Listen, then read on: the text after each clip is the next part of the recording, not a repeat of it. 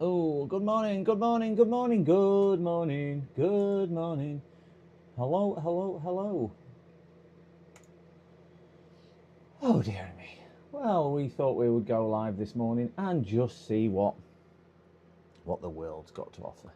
Look at that camera there. My fingers are freezing this morning. Oh dear me. Oh dear. Oh dear. Oh dear. Oh dear. Anyway, guys. Anyway. Let's click on there. Let's leave that on there. Morning for anybody and anybody who's here. Just thought we would go live this morning and just see. Oh, we have Eric Von Eric. Good morning, Eric. Good morning, Eric. Nice to meet you. I don't think our paths have crossed, have we? But that could just be me with a terrible memory. Happy New Year.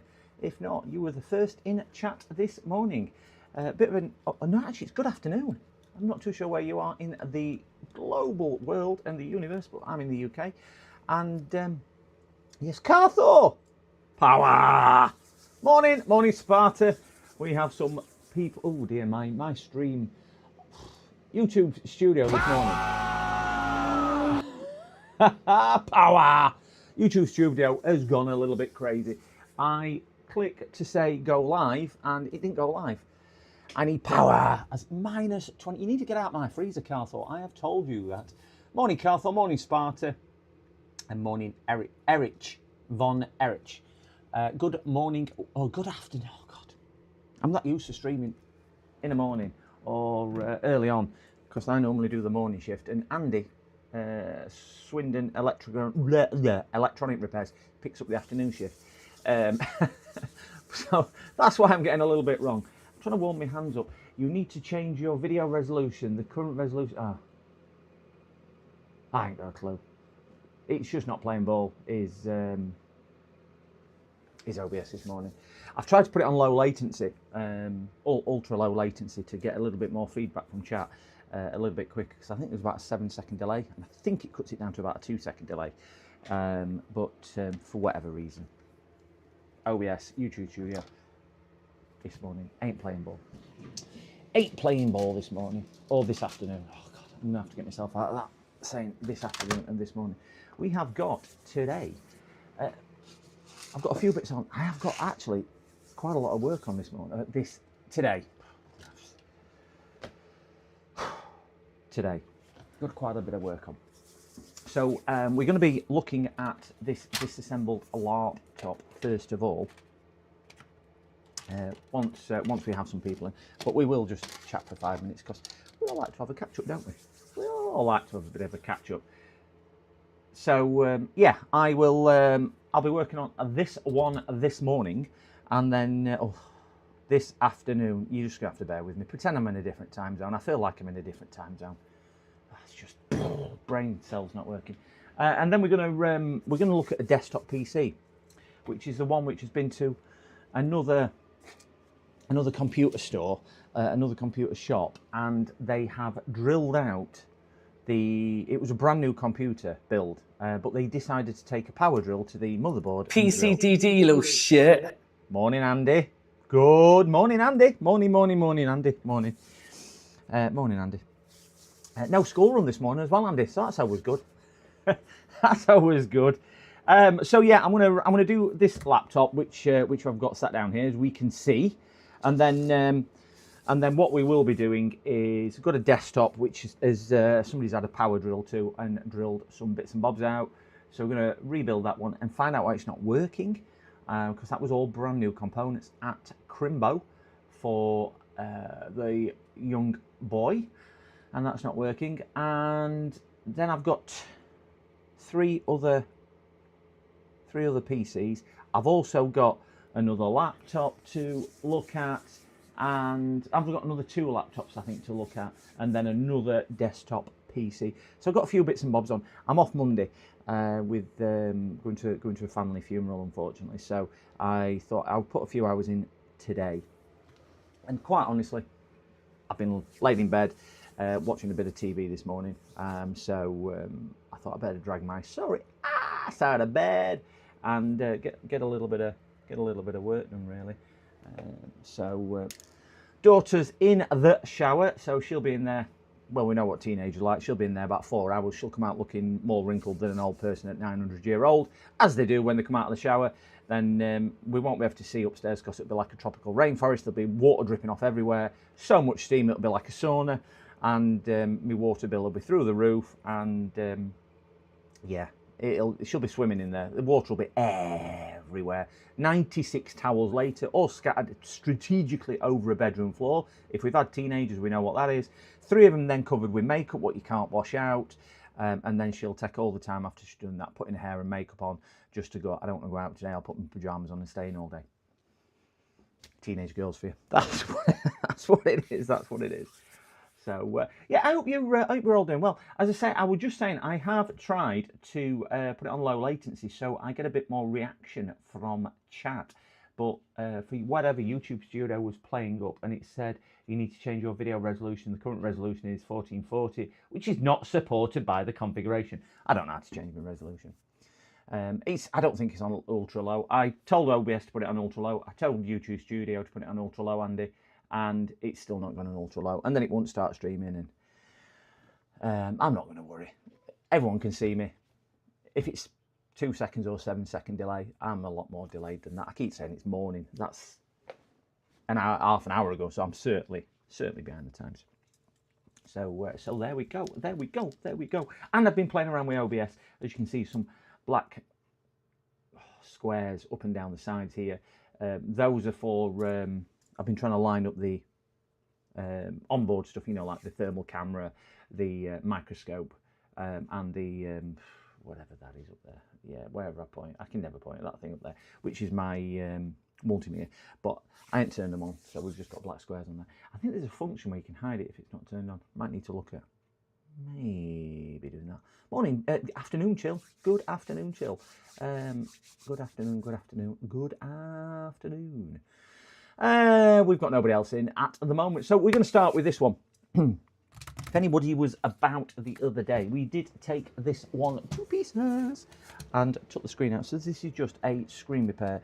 The gentleman, the customer, had smashed his screen.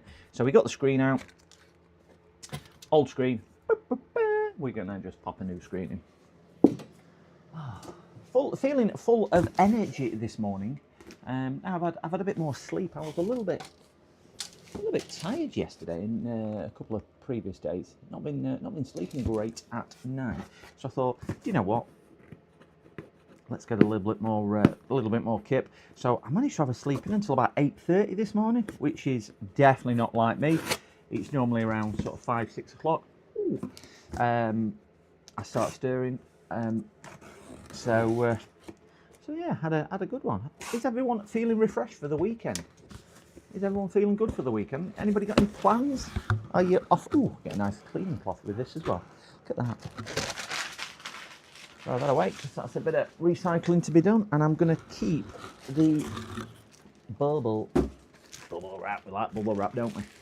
Keep the bubble wrap. I've got the new screen there. Yeah, so anybody got anything exciting planned for this weekend?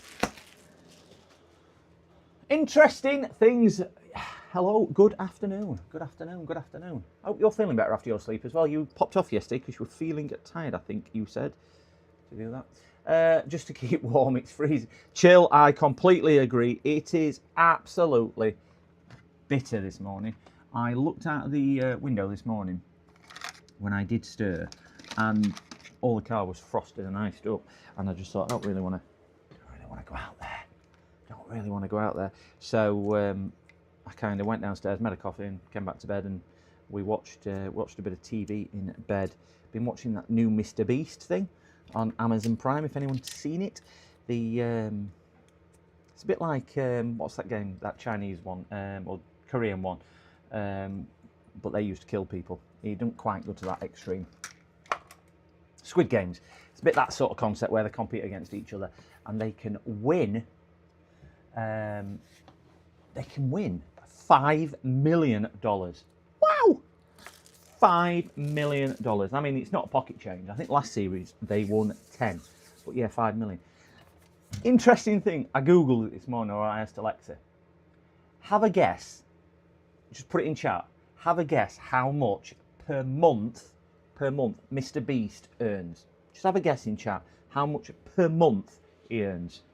According to Alexa. How much per month he earns.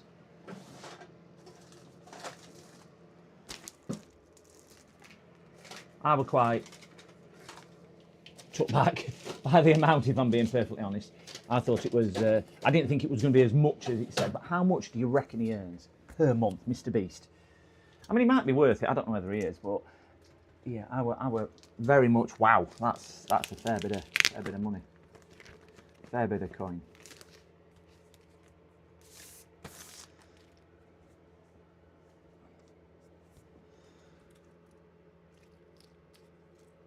Oh no! Is that wrong one?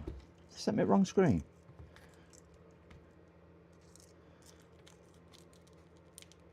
No, I thought they sent me a 40 pin. Probably in the 1, 2, 3, 4, 5, 6. Not in the millions. Oh, wait, there. Yeah, it is in the millions. Sorry, Sparta. It is in the millions. But how many millions per month does he earn?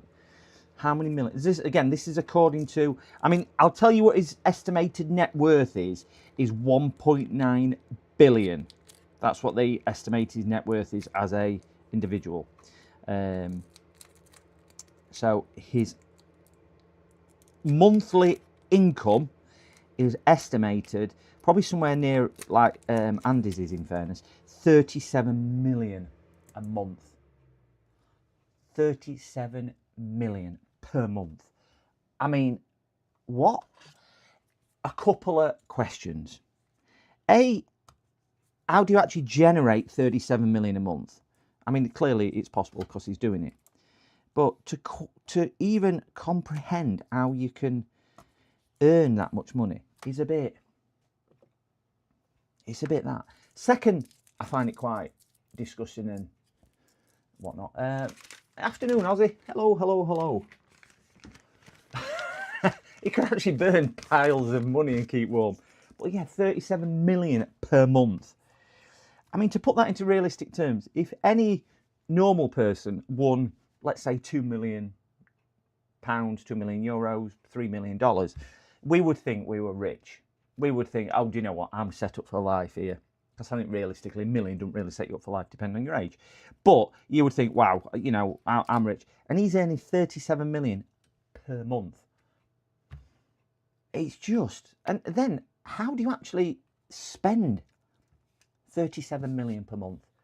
Do you know, how do you quantify that I'm going to spend that? I mean, even if you have a big mortgage, I mean, if you've got an ex-wife, you might spend that. But if you've got normal expenses like everyday normal people, I know they're obviously going to be well in excess of what we would spend. But 37 million, I couldn't even comprehend the type of things you could actually spend any type of income like that, because you just think it interests you really per month on that. But yeah, 37. I mean, in fairness, where electric's going up in UK, that's probably what average electric bill is going to be in a few years' time. But yeah, still can't get my head over it. 37 million per month, unbelievable. Unbelievable. I don't know if anyone's interested. I would just put in, you know, the peelable sticky things on the side of screens, so I can unpeel it a little bit easier with that. I bought a load off because I'd run out, so I bought a load more. These are old ones still, but I bought a load more. These are just the elasticated glue strips. Easy to spend that by memory. I don't know. Do you know? I think if I won vast amounts of money, so let's just put a nominal figure of 10 million. So you're not thinking, well, if I spend $1 million on a house, take your house out of the equation, take a car out of the equation, take a holiday out of the equation, and take out, you know, making your family and friends like you, treating your family and friends, wrong words. What would you spend? What would the next purchase be? So not a house, not a car, not a holiday, and not treating your family and friends. What would your next purchase be realistically? Because if you think about it, it's probably not going to be an expensive purchase what you do. So where do you actually put that money? £10 million in bank. What would you spend it on? What realistically would you spend it on? I'm looking for my tape. Because I know I would find it pretty darn tricky to say I would spend it on X, Y, and Z. Because it's such a obscene amount of money. A cruise ship. Yeah, I suppose you could, couldn't you? You could spend it on that, but would that be classed as a holiday?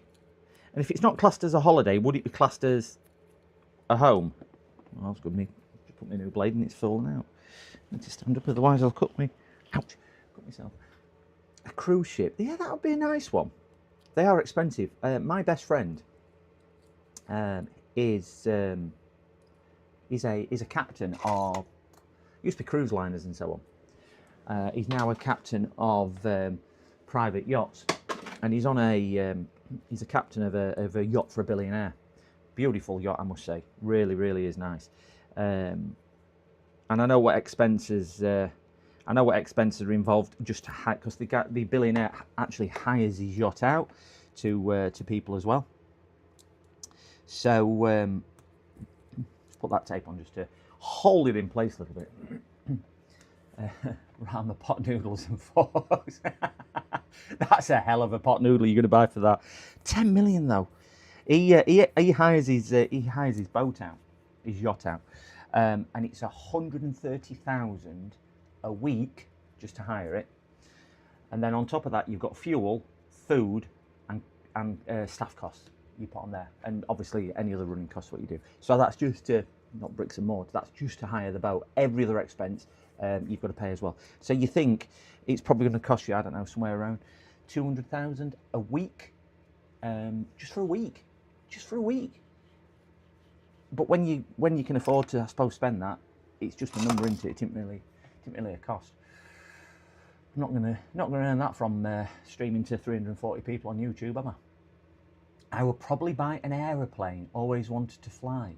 Would that be a personal one, or do you mean like a jet to, not Jet 2, because that's a big company, a jet that you could actually go on holiday in, or do you mean like a small plane to?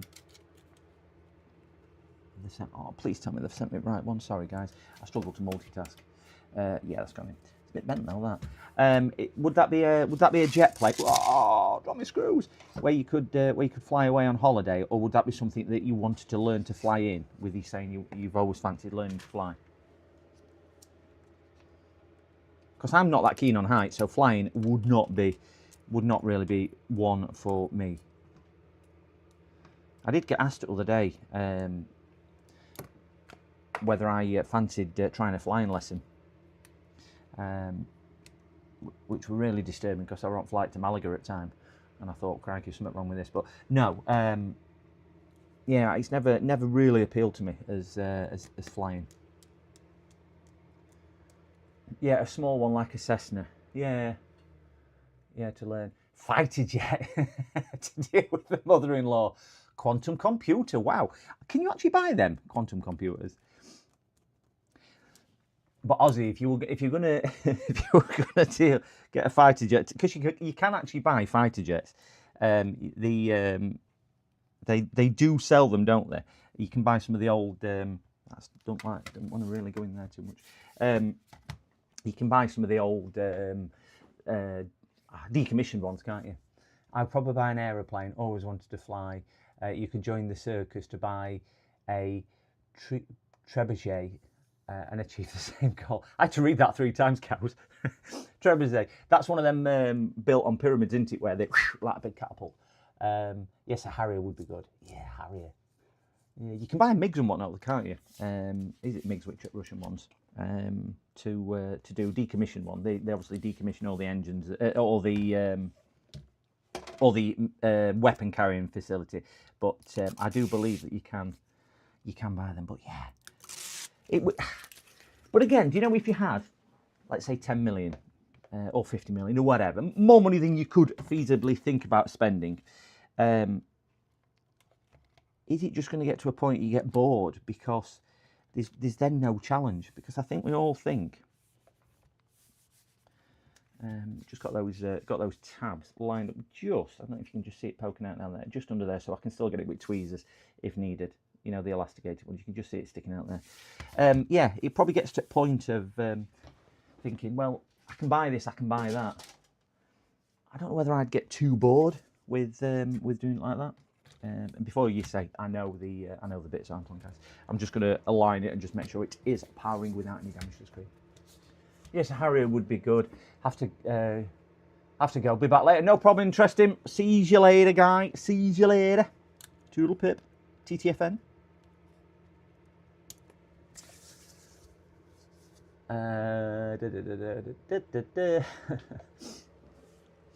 Only trouble with that, cows, your philosophy, it's a long walk back, in it. It's not a smooth landing. It's not a smooth landing to get back with your type of thing. Right, let's just grab a battery and we'll just see if this posts. I've got nothing touching. I just want to see if I've got a picture on screen. That is all. I'm just going to pop his, and I want to see if BIOS comes up. So I'm going to pop his SSD out. Come on, lift. Yeah, blinking thing. There we go. Lifted. I would fix stuff on principle. Principle? Yeah, principle. Sorry, I'm not very good at reading, Aussie. I think I've always maintained, if I'm in a position where I didn't need to work, I think I would probably do some maybe charity work or something like that, and see what's what. I'm just going to give this a quick post, just make sure there's no damage to screen and what I've put in before I do finalise the... we've got a blue light. It'll take a few seconds because battery's been out. Yeah, I don't know what I'd do, you know.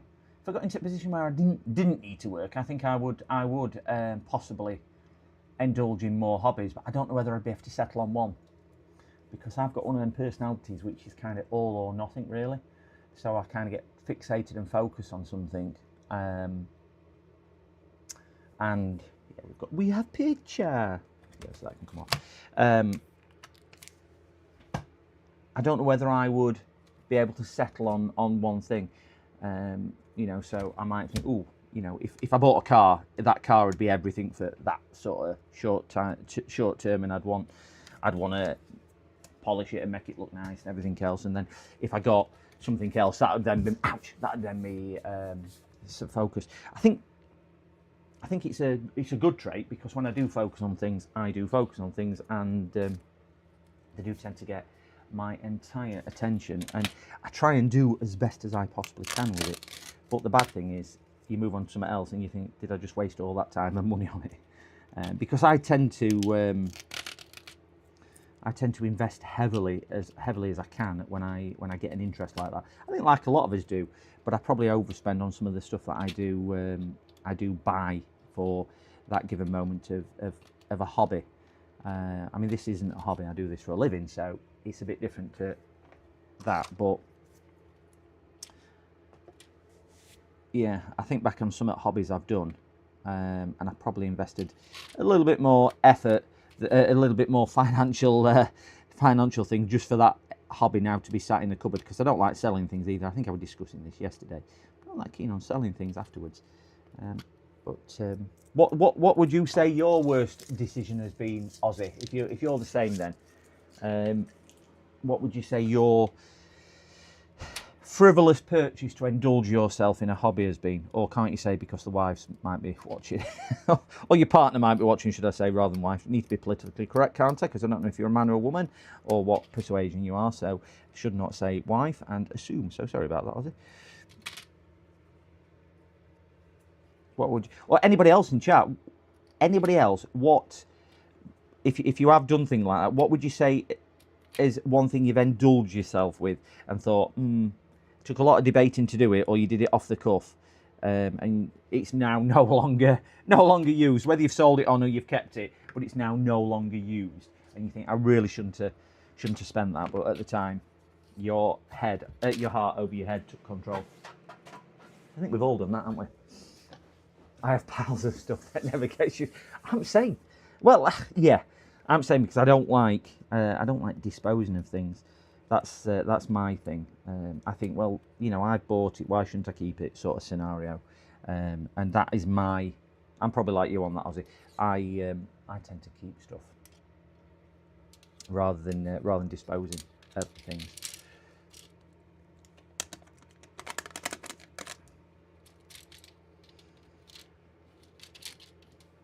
When I was looking at updating the stuff I have in the office, I did, you know, this sort of stuff for work. I did look at some trinocular microscopes and things like that, and in the end I thought it's a lot of money to spend, because I think I was looking at one at about £700-800, and I just thought, you know, with the amount I use, I probably can't warrant it. So I try my hardest now not to let my heart rule my head, but it is sometimes difficult. Vinyl cutters, you've got a lathe and a mill.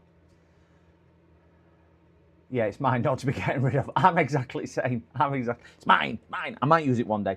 Do you know what? I paid a lot of money for that, so I'm going to keep it. I'm kind of like that. I feel a bit begrudging. I mean, other thing I do as well, I think we might all be a bit guilty of this, is if I buy anything, and it's a crazy thing to do, and I bet there's a certain amount of people in here who's done exactly the same, and you'll all understand where I'm coming from if you have. I do it with phones or whatever. I even do it with my sofa. I've got, you know, sofa in the living room. So my sofa in the living room, I bought 2 years ago now, when I moved into this house, 2 years ago. And to keep it nice and clean, I bought a blanket and I put a blanket on it. But what am I keeping it clean for? Because I can't actually see, the sofa because it's got a blanket on. I mean, I do wash the blanket every week, which obviously you can't always do with that. But if you think about the philosophy behind it, we keep wrapping up protection, and we don't actually benefit from the aesthetics of a lot of things that we buy. I mean, you'd never think I'll buy a pair of jeans and I'll leave them in bag. You'd take them out and wear them, wouldn't you? So you'd enjoy the design, the colour, the use, or whatever. But I tend to do it with other things. Like I was saying, my sofa, it's got a blanket on, and that blanket will stay on because I don't want it to get dirty, mucky, damaged, or whatever. But I'm not actually getting benefit at look, or feel, or everything else from material which I spent a lot of money buying. I'm sitting on a cheap £15, $20 blanket, and I've done it with my phone. You know, I put my phone in a massive thick hard case with the protection. I know it's there for protection, but are we really getting the benefit? Only because then I can sell the phone in the original box in mint condition, so it's the next person which is getting benefit from that. Just crazy, isn't it? Just crazy. Carthor, what did you say? The worst was probably a BGA machine. I bought it for £486. Used and really never got used, and sold for £300. So someone got a good deal. Yeah, exactly the same, isn't it? Exactly the same. I always think that, do you know what, I don't mind buying things secondhand, but every time I bought something secondhand, it's always been a bit, I don't know if I just get wrong ones.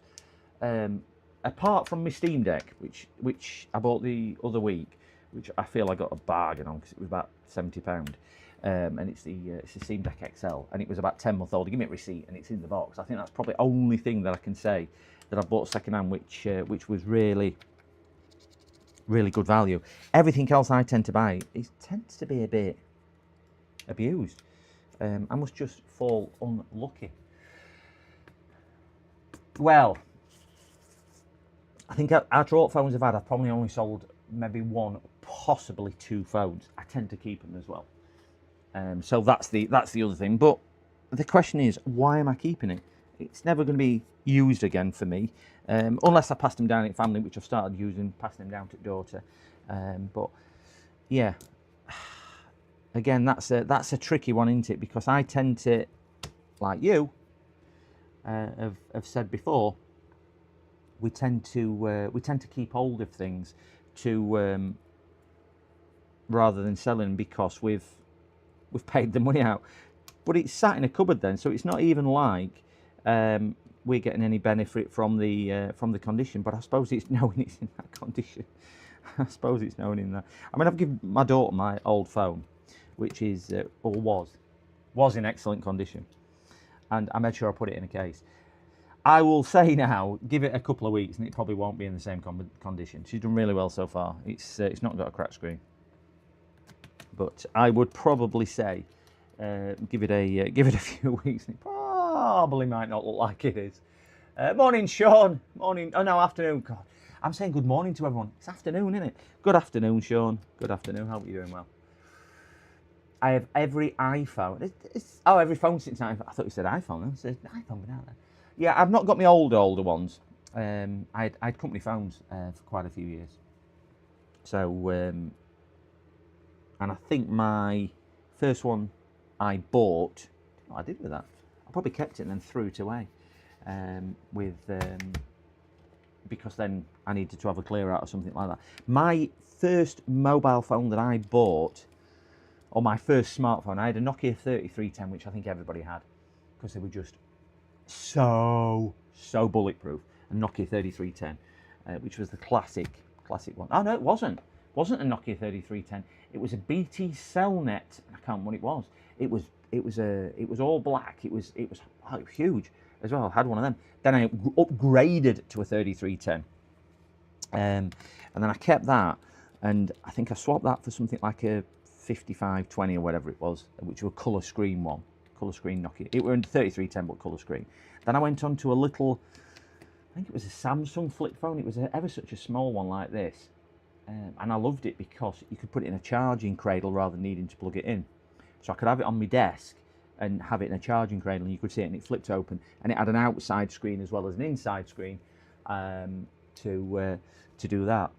And I ended up swapping that for, I can't remember, but I hated the one I swapped it for. So a pal had got a Sharp GX10 mobile phone, and I didn't have a contract at the time. I were on pay as you go for whatever reason, I don't know why. And he said, oh yeah, this contract I've got is brilliant. And I think contract at the time, and I mean, I'm going back a lot of years now, was about 20 quid a month. So, I mean, I don't even pay that now. And I'm probably going back 30 years ago now, or whatever. Early dawn of phones were probably about 30 years.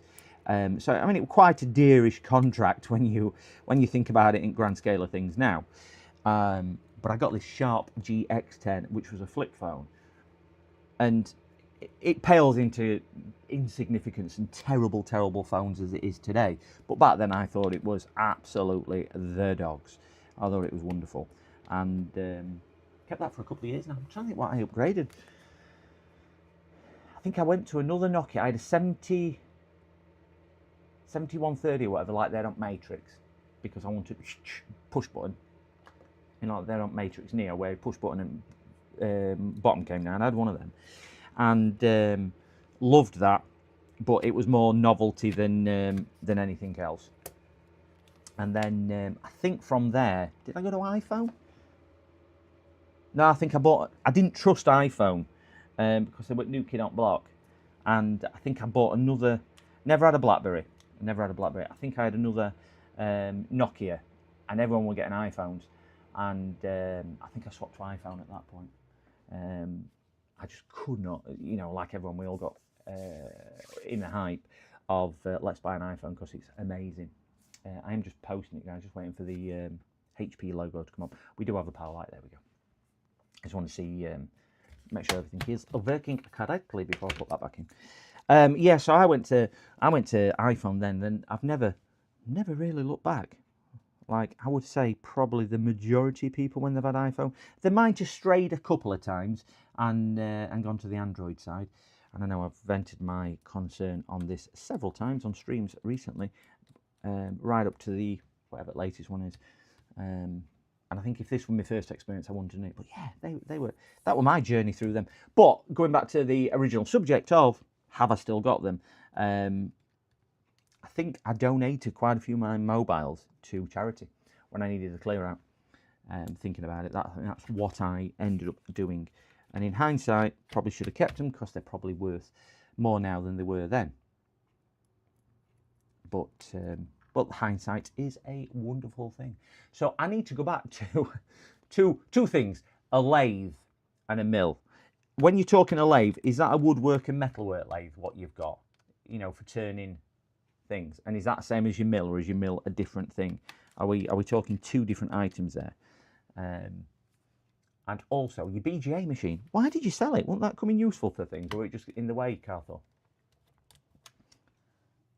Because they're type of things which I would probably go, I'll use that one there. I'm quite DIY-ish, so I did look at a lathe. I tell you what I looked at as well at one point, a crucible for metal, for smelting. Because I used to watch, I don't know if anybody's seen it, there's a program on, used to be on History Channel, I think, or something like that, whatever it is in States or in Europe, or whatever, called Forged in Fire, where they make knives, knife smiths, metal, whatever they call, metal smiths, blacksmiths.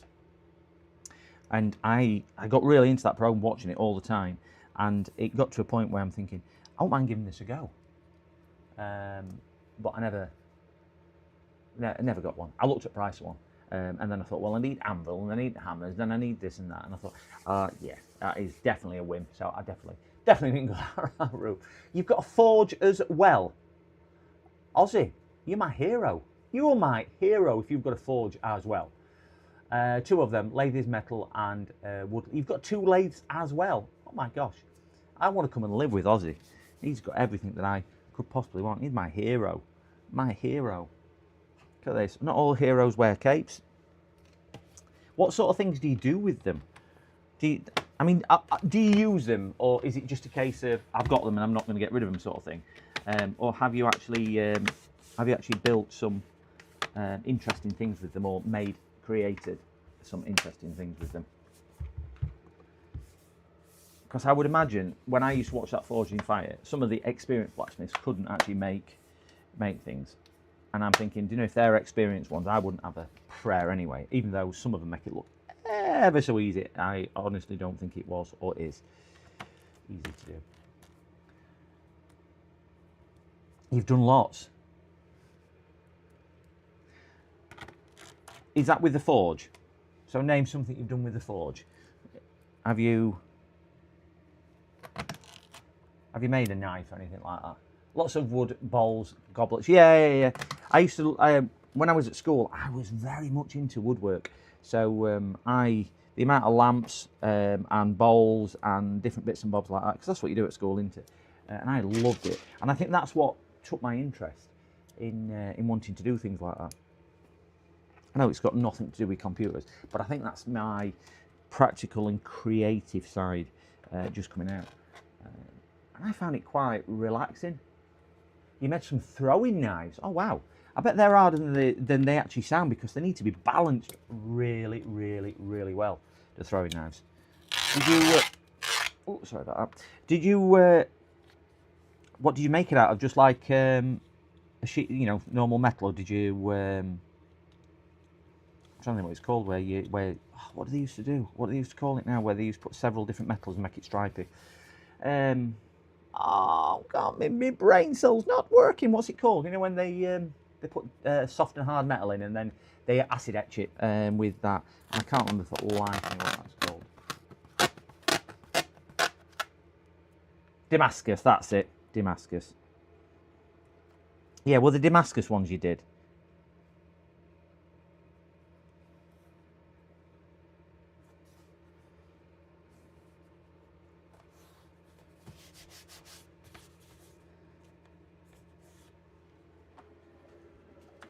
Got them in.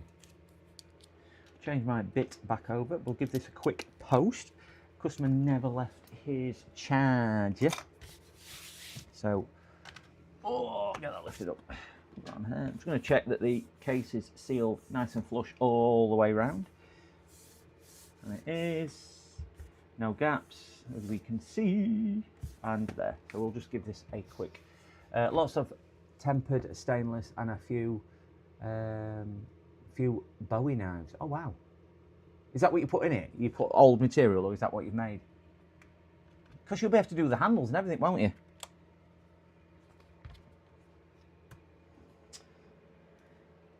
Not sure whether there's a password on this one.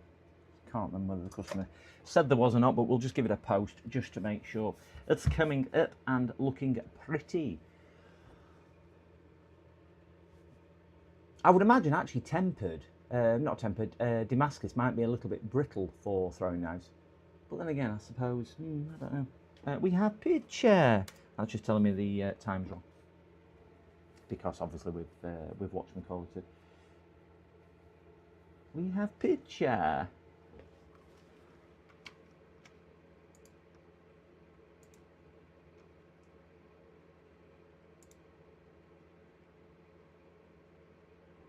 I am really pleased today, guys. I know I mention this quite often. I started the year with updates. It's having an update, wonderful. I started the year with I finished the year, should I say, from the charity stream, what we did on 21st of last year for the creators. If nobody's seen that, anybody in chat who hasn't seen that, it's one of my VODs along with the other creators on there as well, and did an amazing job at raising the money for that with amazing support from the community. But I donated £100 on stream if I could hit 300 subscribers. I hit 300 subscribers. I donated instantly. It all came up on stream that I donated the money, and thanks to everybody who else donated on there. But I hit the 300 subscribers on that, and then I think a couple of people cheated because they use alternate accounts, then they dropped back off. So I went down to 298. So I was a little bit gutted. You get a little bit disheartened when you're chasing, not so much chasing numbers, but you know, when you put a lot of time and effort into it. And then I've managed from, because I think I did stream once before Christmas, which was about 23rd. Did once between Christmas and New Year, and then I had a little bit of time off because I weren't working and whatnot. So I came back in the new year, and I've gained 40 subscribers just this year alone, which is, what's it now, 10th I think it is.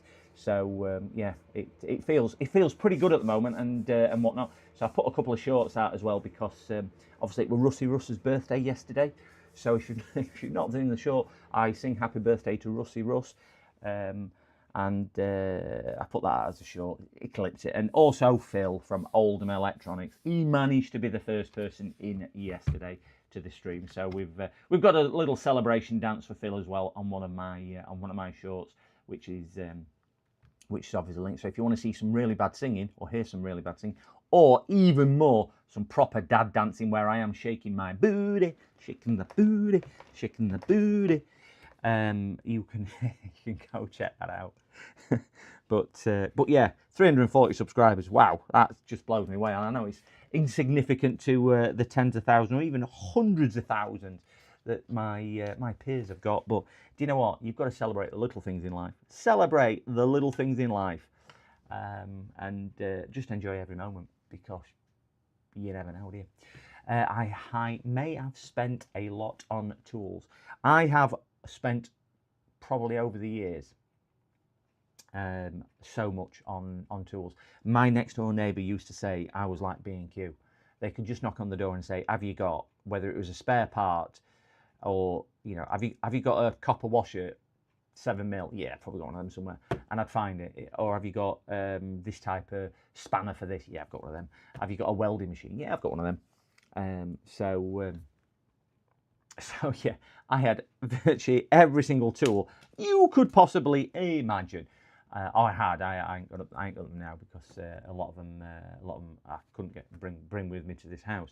But yeah, I had about everything. So I've spent a fortune on DIY tools over the years, and I do enjoy DIY. Do really enjoy doing it. I mean, some of the tools I had a biscuit jointer. I think I used it once. I've got a router, and I probably only use that 3 or 4 times. But it's one of them tools, as we all know with tools. If you've got it and you need it, no other tool will do it. You can't really substitute what you do on a router with any other tool, like a biscuit jointer. I suppose you could get away with a drill on that, but it's only one biscuit jointer. Yeah. It's crazy, isn't it?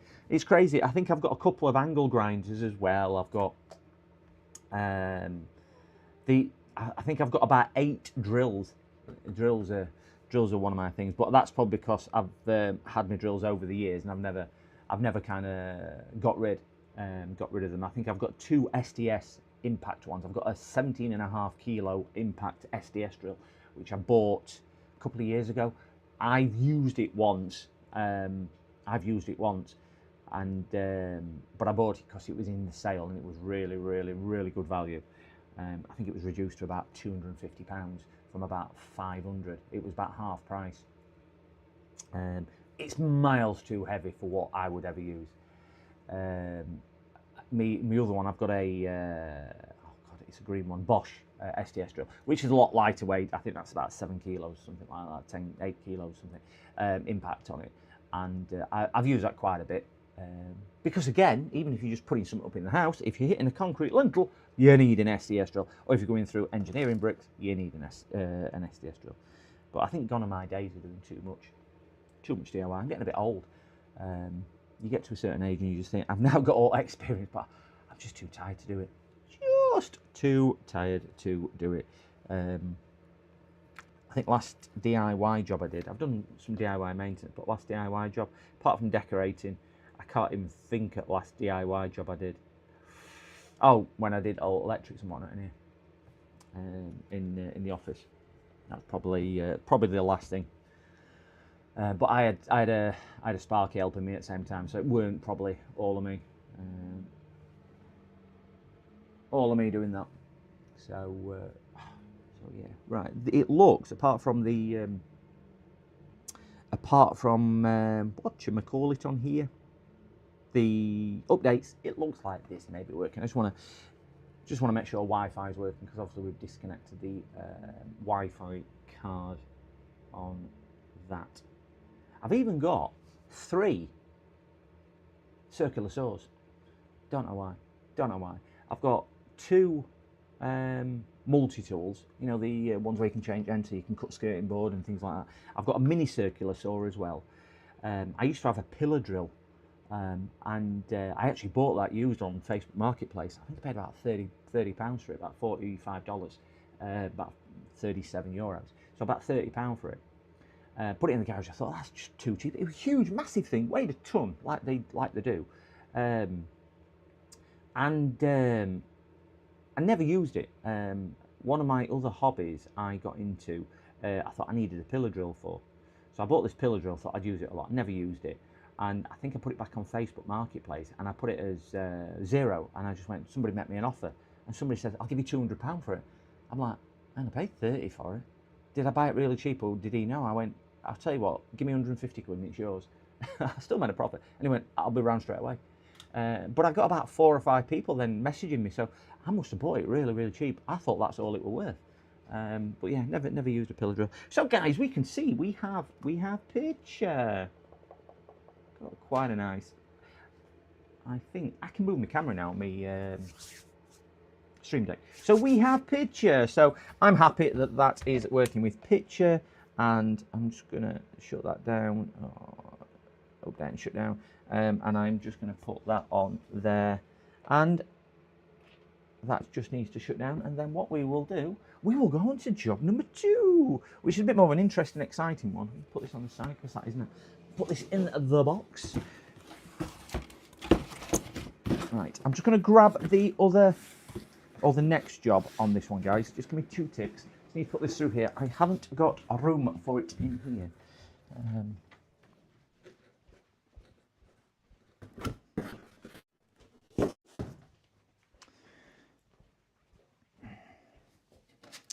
Right, the next job is a strip, diagnostic, and a rebuild of this one, which somebody's taken a power drill to.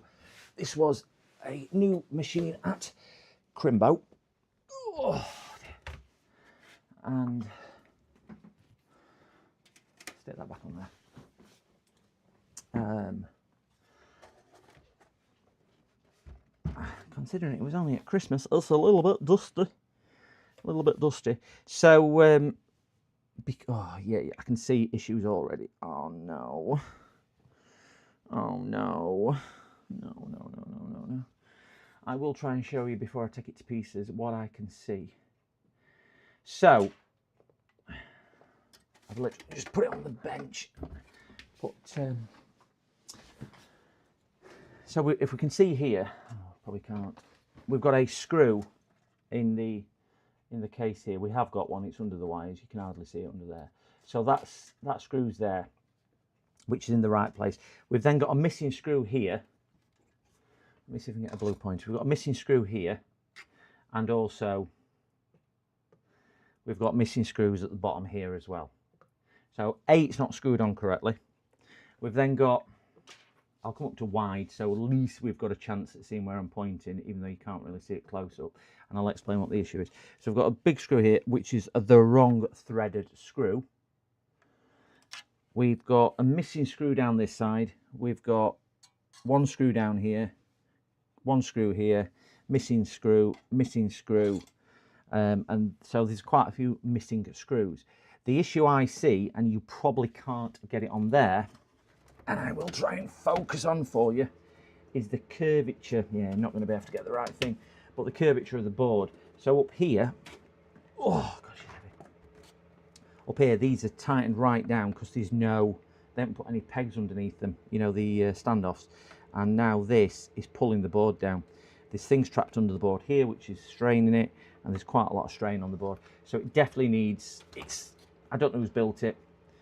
I was told a computer shop has built this. If a computer shop has built this, I wouldn't take anything to them, let alone build a computer. I wouldn't even let them wire a plug. This is atrocious, atrocious at every possible thing, because there's a possibility if they've done that and it's not working, this computer, oh my gosh, look at card's not supported, it's not even plugged in right. They've had card in and out several times as well.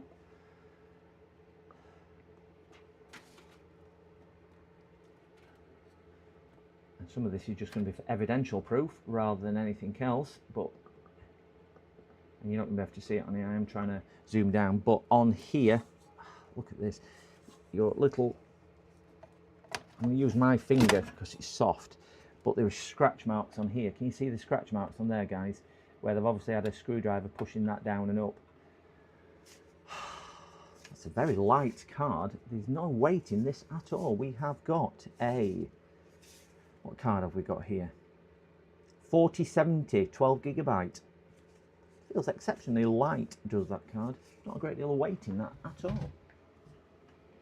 Yeah, not a great deal of, not a great, do you know when you expect something to be a little bit heavier? They were not on brilliant.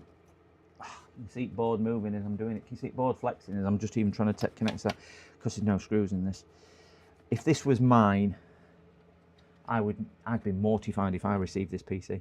But it's a shame that unfortunate people get taken advantage of, don't they, when they don't know any better by other repairers or other shops. This is a terrible, terrible system. I'm going to remove the fan off the back just to give us a bit better. It's difficult for me to get everything in because it is a big case. They have remembered to fit the IO shield cover, which is a good thing, because that's the usual sign of an inexperienced builder.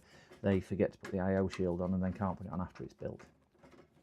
So at least we have an IO shield.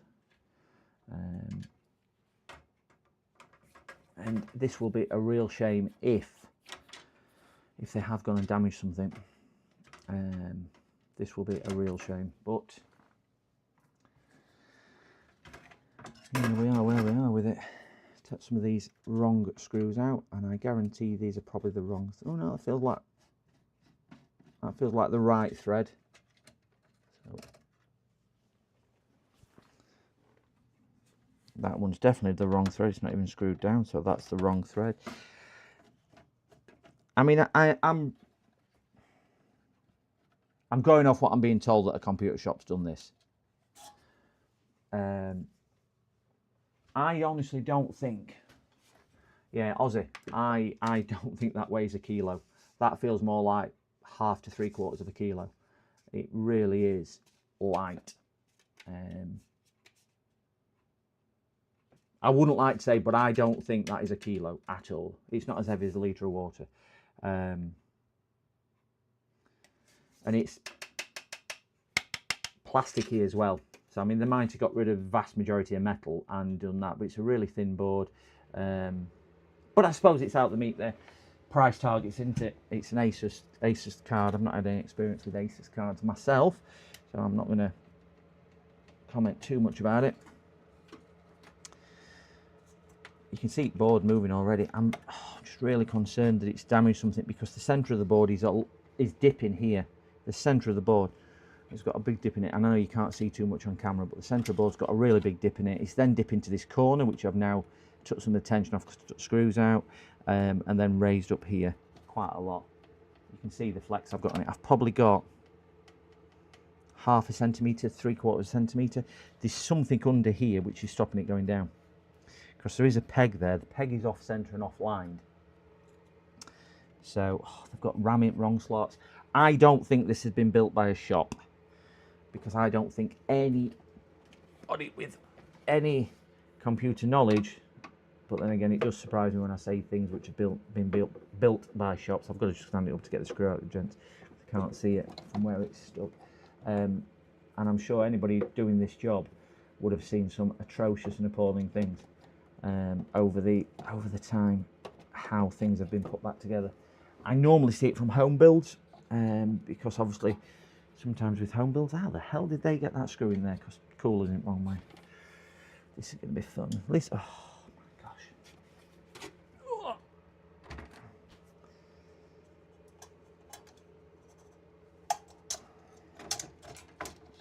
At least it's a good cooler. Oh, cooler's smashed in and bent here as well. Really big dents on the cooler. You can see this where it's all bent down as well. Yeah, there's a lot of things not particularly pretty with this machine. It's covered in thermal compound as well at one of the sides of the cooler. You can just, well, you probably won't see on your view, but I can see on mine. I'm just going to pop this cooler off because I can't get down to the, that's tightened with 1 inch of its life. That we're definitely not going to fall off in a hurricane.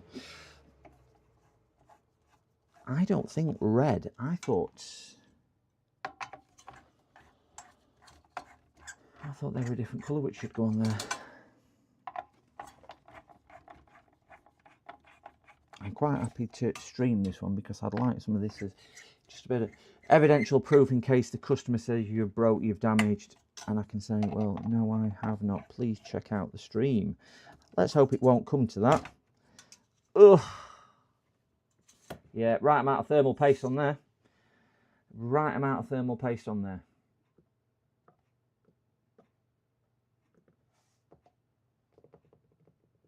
Can you see the big loop? Let's put a full tube on. It's all over board and everything here as well, and so on. Ram's in wrong slots as well. Yeah, not amazing, but yeah, we've got quite a bad, you can see it better on there now, quite a bad dent there. This thermal compound all over. It's bent at this side as well. You can see thermal compound sat in there and here, and yeah, there's a lot of stuff going on here, so we'll just get that to one side. Fans should have been really mounted with splitter, and they've not. They've put them on separates. I find they work better with that. Let's take this RAM out as well. 2 sticks of RAM. Board's flexing its nugget off. So we have got Corsair RAM.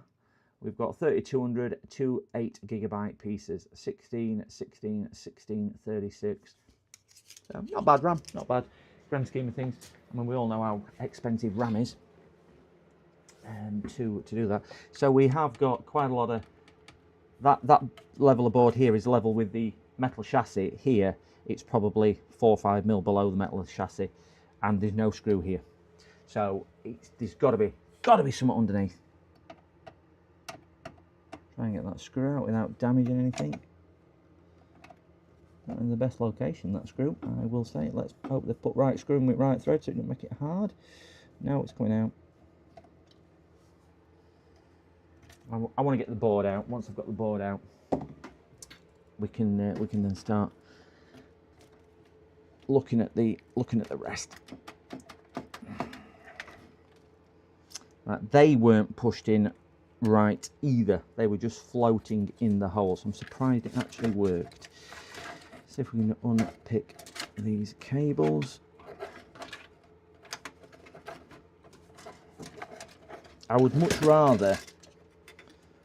IO shielders fell out, so I don't think even that was in right. I think they probably put that on afterwards, so they did probably forget. But yeah, can you see all glue? And the board's got a right bend in it, so we'll get that on camera as well. The curvature on that. Oh dear me! We'll just put the board to one side and we'll have a look at the case. So, I think ignore the fan. So we have got a screw hole down here which should have a peg in it. That peg's missing, and it's all bent and chewed. This one has been pushed down so far it's actually indented the case. This one here has obviously got marks around it where it's been well scoured away. I don't know how they would. I think they put a socket on it to get the peg out. This peg's in, pegs in, pegs in, pegs missing at the bottom. So we've got a peg missing here, but we have a peg here. But again, that peg's not loose. That peg is loose, so we might as well unscrew that. And all the metal is damaged there, and it's damaged there as well. And going onto this side, the peg is there, but it is pushed down and recessed. And this one at the side here, if we could just get enough light on it, you can see again there's quite bad damage, and it's deformed the metal around there as well. So a lot of it is quite barbaric. I'm going to snip that. Yeah, it really does. In fairness, it probably needs a case replacing. I might be able to straighten some of these from the other side. Now I have got some. I mean, look, this what I'm going to try and zoom in and across now and move up for you. I know they just look like two holes, but they're actually two standoffs. If I can show you. So we've got two standoffs here, but you can see that one is in wrong and that one is in wrong as well. So both of them have been put in the holes and put in wrong. And just to confirm, when we offer it up to the board, we've got one centre hole which is there, which is probably that one there, but that one, no centre hole. So it is been pushing onto the back of the board where we do have contacts. So it's been pushing in somewhere around here, and I would imagine we will have a look at this at more depth under the camera.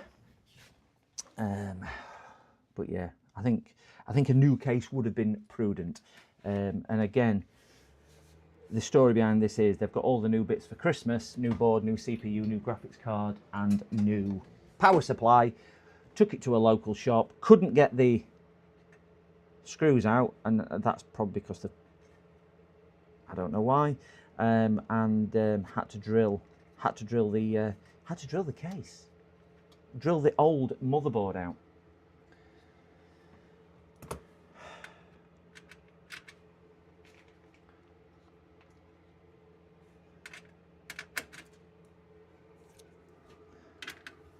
Let's take that one out just for safekeeping. I'm gonna have to.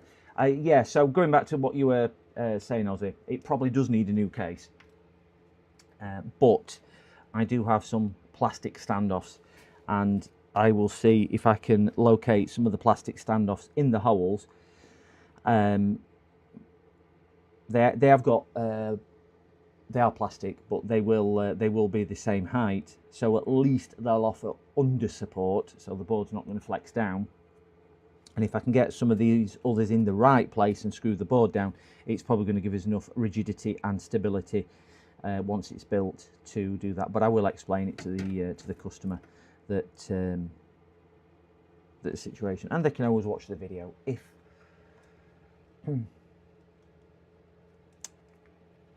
I think we can draw conclusions, can't we, Ozzy?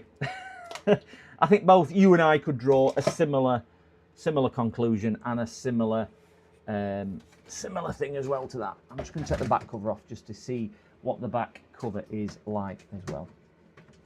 Right, the screws are loose on the back.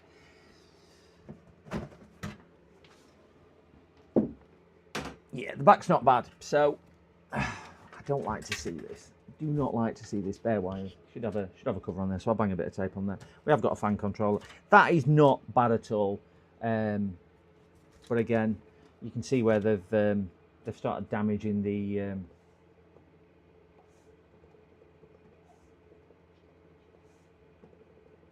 that's the standoff from the other side. You can see it all bowing round here. That has been pushed all the way through, and that's got sharp shards of metal on now.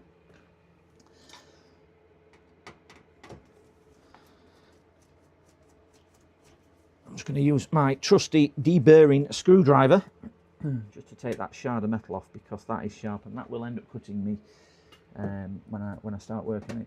But yeah, quite a few of them now are pushed through because they've pushed them through with wrong fittings.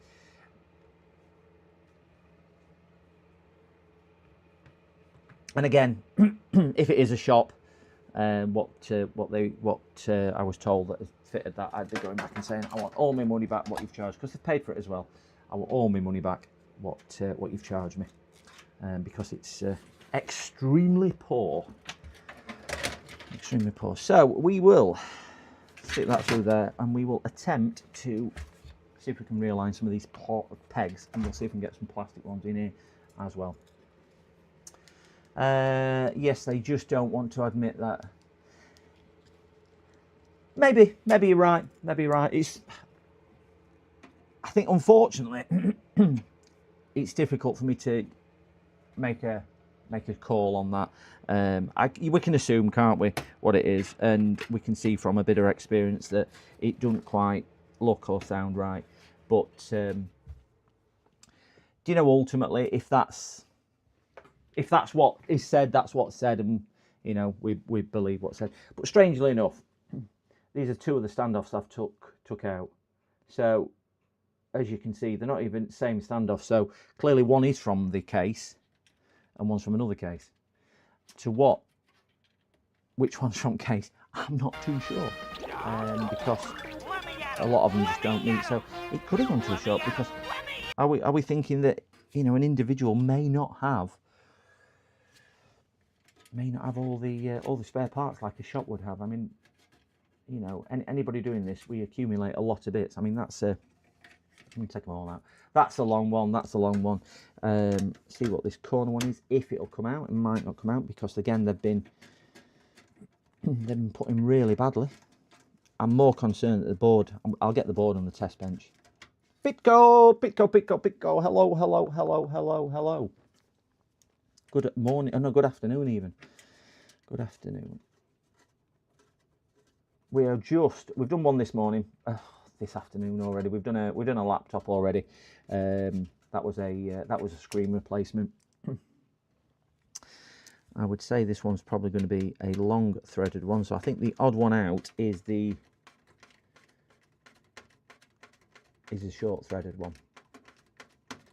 It's clearly an old case, this, because it's dusty.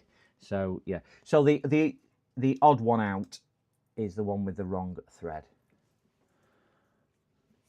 Because we've got another one now. I'm going to sneeze, guys. Sorry, 1 second. Sorry about that. I put you on pause. I think it's all the dust. So we've got one long short thread. Everything else is long thread. So I think that one is the that one's the culprit for being not of this case. So we'll get the board on the bench, and we'll power the board just to see if there's any issues, because you will see what I can see in a tick.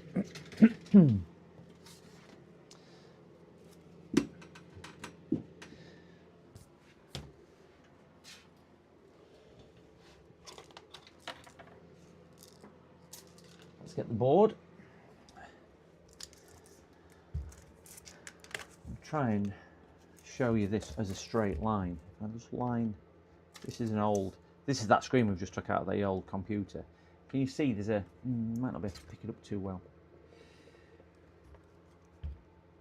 I just get corners lined up, so they're both at corners, but you can see there's a, probably can't, but there's a gap there. Probably only about 2 mil or mil, but that's flush. That's flush at this side, but there is definitely a bow in the board. It's really, you can see it more there. You can see it more gap where the centre of the board is opening up. If I just line it up, it's definitely bowed. Definitely bowed is the board, and I don't think I'll be able to show it at this side. No, yeah, definitely at this side as well. If I line that up, you can actually see that's how much the board is out, which is probably about 2 to 3 mil. It runs out probably from about here on the board. So yeah, it's never gonna sit flat anyway, but there's quite a lot of rock on that. But it's never gonna sit too flat because obviously you've got other bits underneath. But yeah, it's definitely that. So I'm gonna clean that thermal paste up. We'll get the CPU took out, and we'll get it onto the test bench. We'll get it rigged up. Got a big hair there or something. I don't know what that is. Something organic. We'll get the M2 drive covers off just to make sure there's nothing there. We'll test it just to see what's what and see if it is working, and we have a working board or not. Still here listening at work. Oh, that's fine. Eric. I don't know if I'm pronouncing your name right. Is it just Eric? But yes, no problem at all, Eric. I do tend to ramble. I don't know if you've joined one of my streams before, but yeah, I do tend to ramble a lot anyway. I don't like the uncomfortable silences which some streamers have. Not that there's anything wrong with that, but yeah, I do tend to talk. But yeah, you beaver away, work away. Not a problem in the slightest. Anybody who is joining us, this has been brought in. They've had it to a local computer shop. Took a pile of parts to them for what they had got their son for Christmas, and the local computer shop said there's a problem with your old motherboard because they wanted the new motherboard. PCDD, you little shit. We've got Pitco. Pitco's in. Oh, Soundflame. Hey, howdy. So yes, this one, guys, is a new motherboard, new CPU, new RAM, and new graphics card. So they took their old PC to a local computer shop with the pile of parts and said, can you put this in? Take those old stuff out and put this one in. The computer shop said, yeah, but there's a problem. We need to drill with a power drill your old motherboard out. And if you rewind the stream about 10 minutes, you will see the appalling state that the case was in, where they took a power drill to it. Why they took a power drill to it, I do not know, because they just come out. But there's a lot more. The cooler, which is a new cooler, looks like it's done 10 rounds with a heavyweight boxer. The oh no, I know it's not conductive. It's just not good, is it?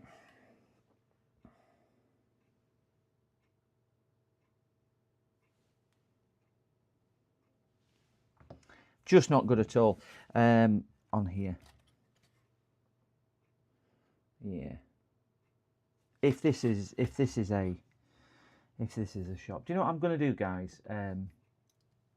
Just to because obviously this is a paying customer, I am going to put a call into the customer and just say, this is what I found. This is what I believe the issues are. Just to make you aware before I continue any further, because I won't say we've got to cover his own butt, but experience tells me that it's only prudent sometimes to do that. So I'm going to ring the customer and I'm going to ring the customer and just see what they say. So you'll just have to bear with me whilst I'm on the telephono, and I will then feed back the response.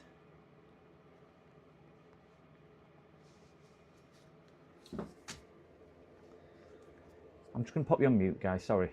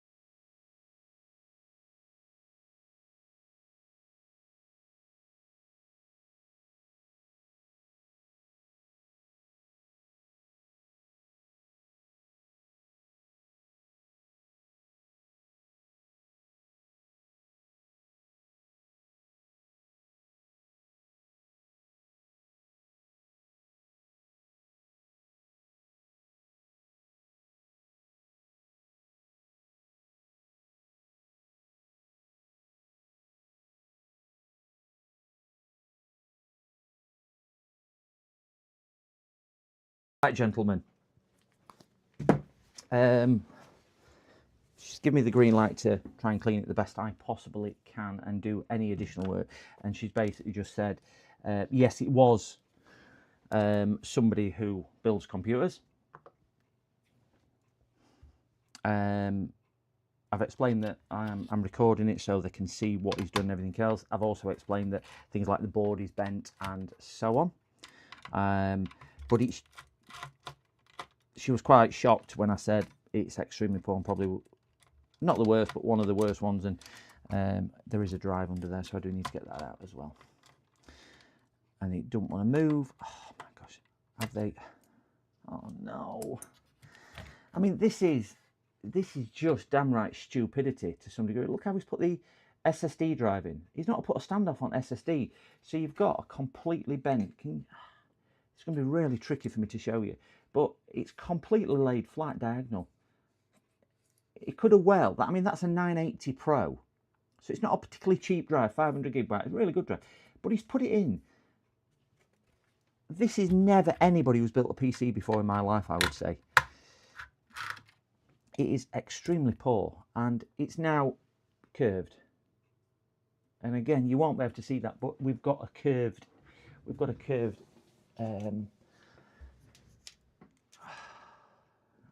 probably won't be able to see, but we've got a curved thing. Now we all know when these curve, because there's ICs on top of the board, you bend that, the ICs aren't going to bend. What's going to happen? The chips are going to come delaminated. Oh my gosh. Lead Farmer, good afternoon. Peronius SSD, yeah. Wait, what?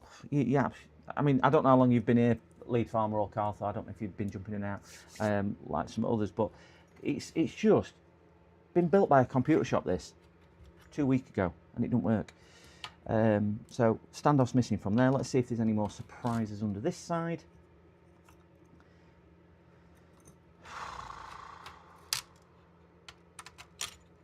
No, there's not, but we'll take that off anyway.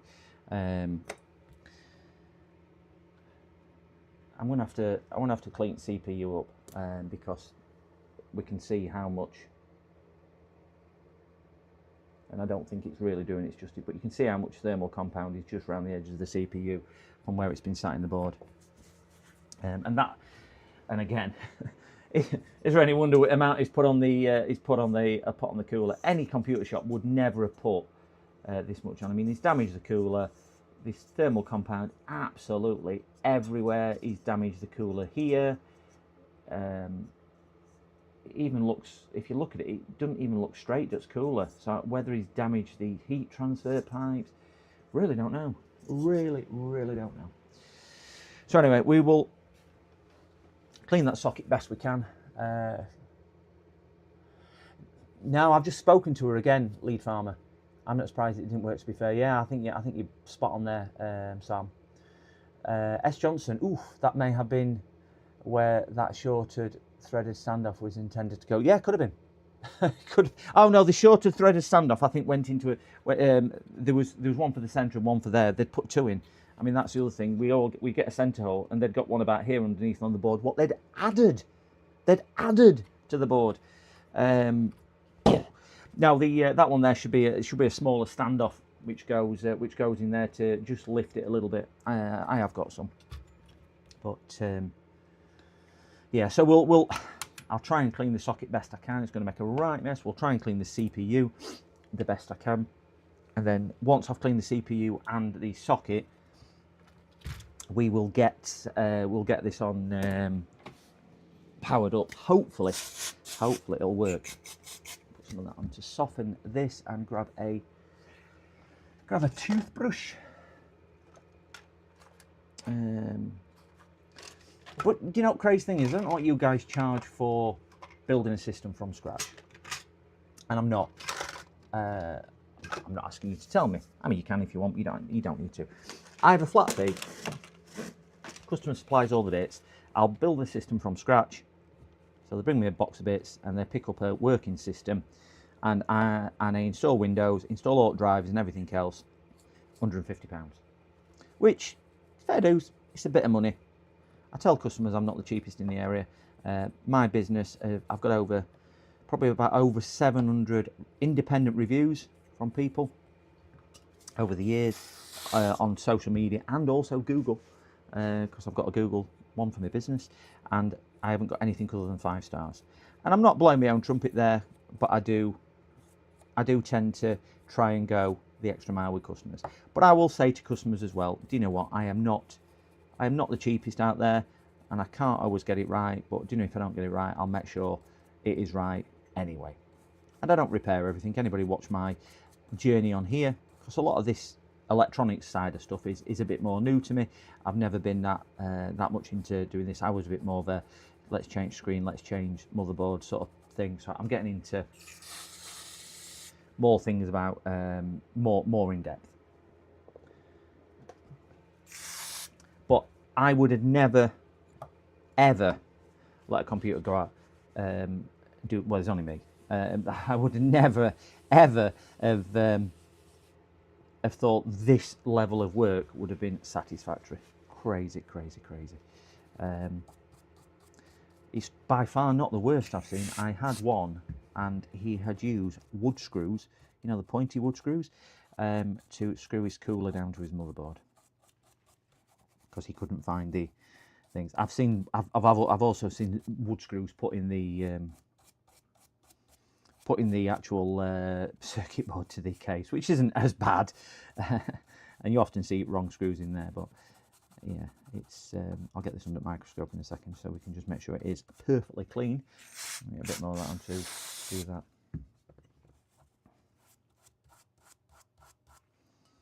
But I think it's sometimes a case of I say to my daughter, who's 12-year-old, you don't rely on other people's standards in life. You rely on your own. You set your own standards, and other people judge you by your standards. Don't think they judge you by their standards, because that's wrong, because you then get either lapse or you can't adhere to their standards. So judge yourself in life about your own standards. But whatever standards you set is what people see. And I think that's always served me really well, in the fact that no matter what I do, I try my best to do it as I would expect it to be done. Unfortunately, so many people in business, and you see this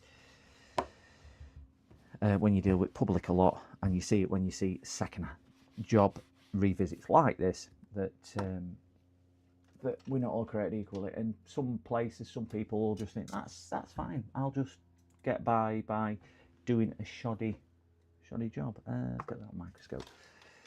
But yeah, judge yourself, not others.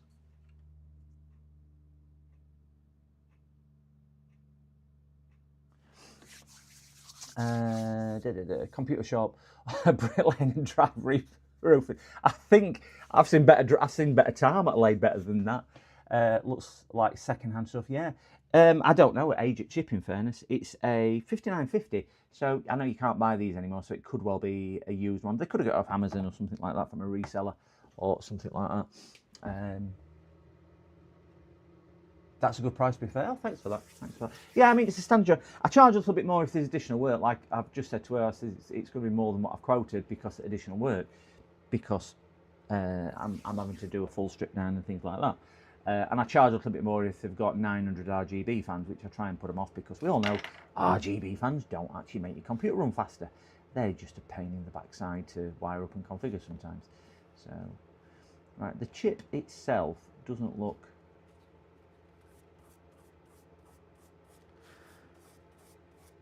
And do you know what? Just going back to that, I think what I charge for that, I know other people in the area charge less. I'll tell you that now. Other people in the area charge less, and some people go, "Oh, that's too dear. I've had £80 quoted," and I'll usually say, "Take it to them."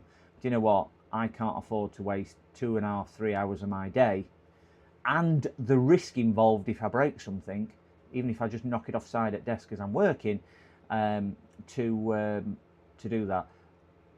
So let them crack on and do it if they want to do it all for £80. I don't have any issues at all where you go or who you take it to. But I know full well that my level of work is good, and I'll hand it to you in a state that I'm happy and comfortable with. Right, so that's that. So we'll just pop the chip to one side. So we need to clean this now. This is going to be more interesting to clean because it's going to go down into holes when we start doing this. So let's get a Kim wipe and just see if I can get some of this surface stuff wiped off straight away. I know it's going to go down into holes. I'm just going to have to kind of rinse and repeat. The good thing is it's not conductive. So as long as I can get most of it out, and I don't have an ultrasonic cleaner, so as long as I can get most of the surface stuff out without it causing any contact issues, which it might, we might be okay. So there's only that one corner there. Put some of this on, soften it.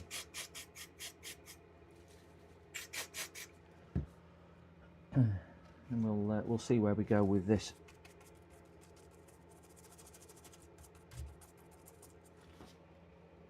That'll start dissolving. This is just contact cleaner, guys, by the way, if you're wondering what I'm using. It's just contact cleaner, electrical contact cleaner, so it's non-conductive as well, which is always useful. I I had one customer and he spilt Pepsi or something on his desktop through top fans, and it had leaked onto his board.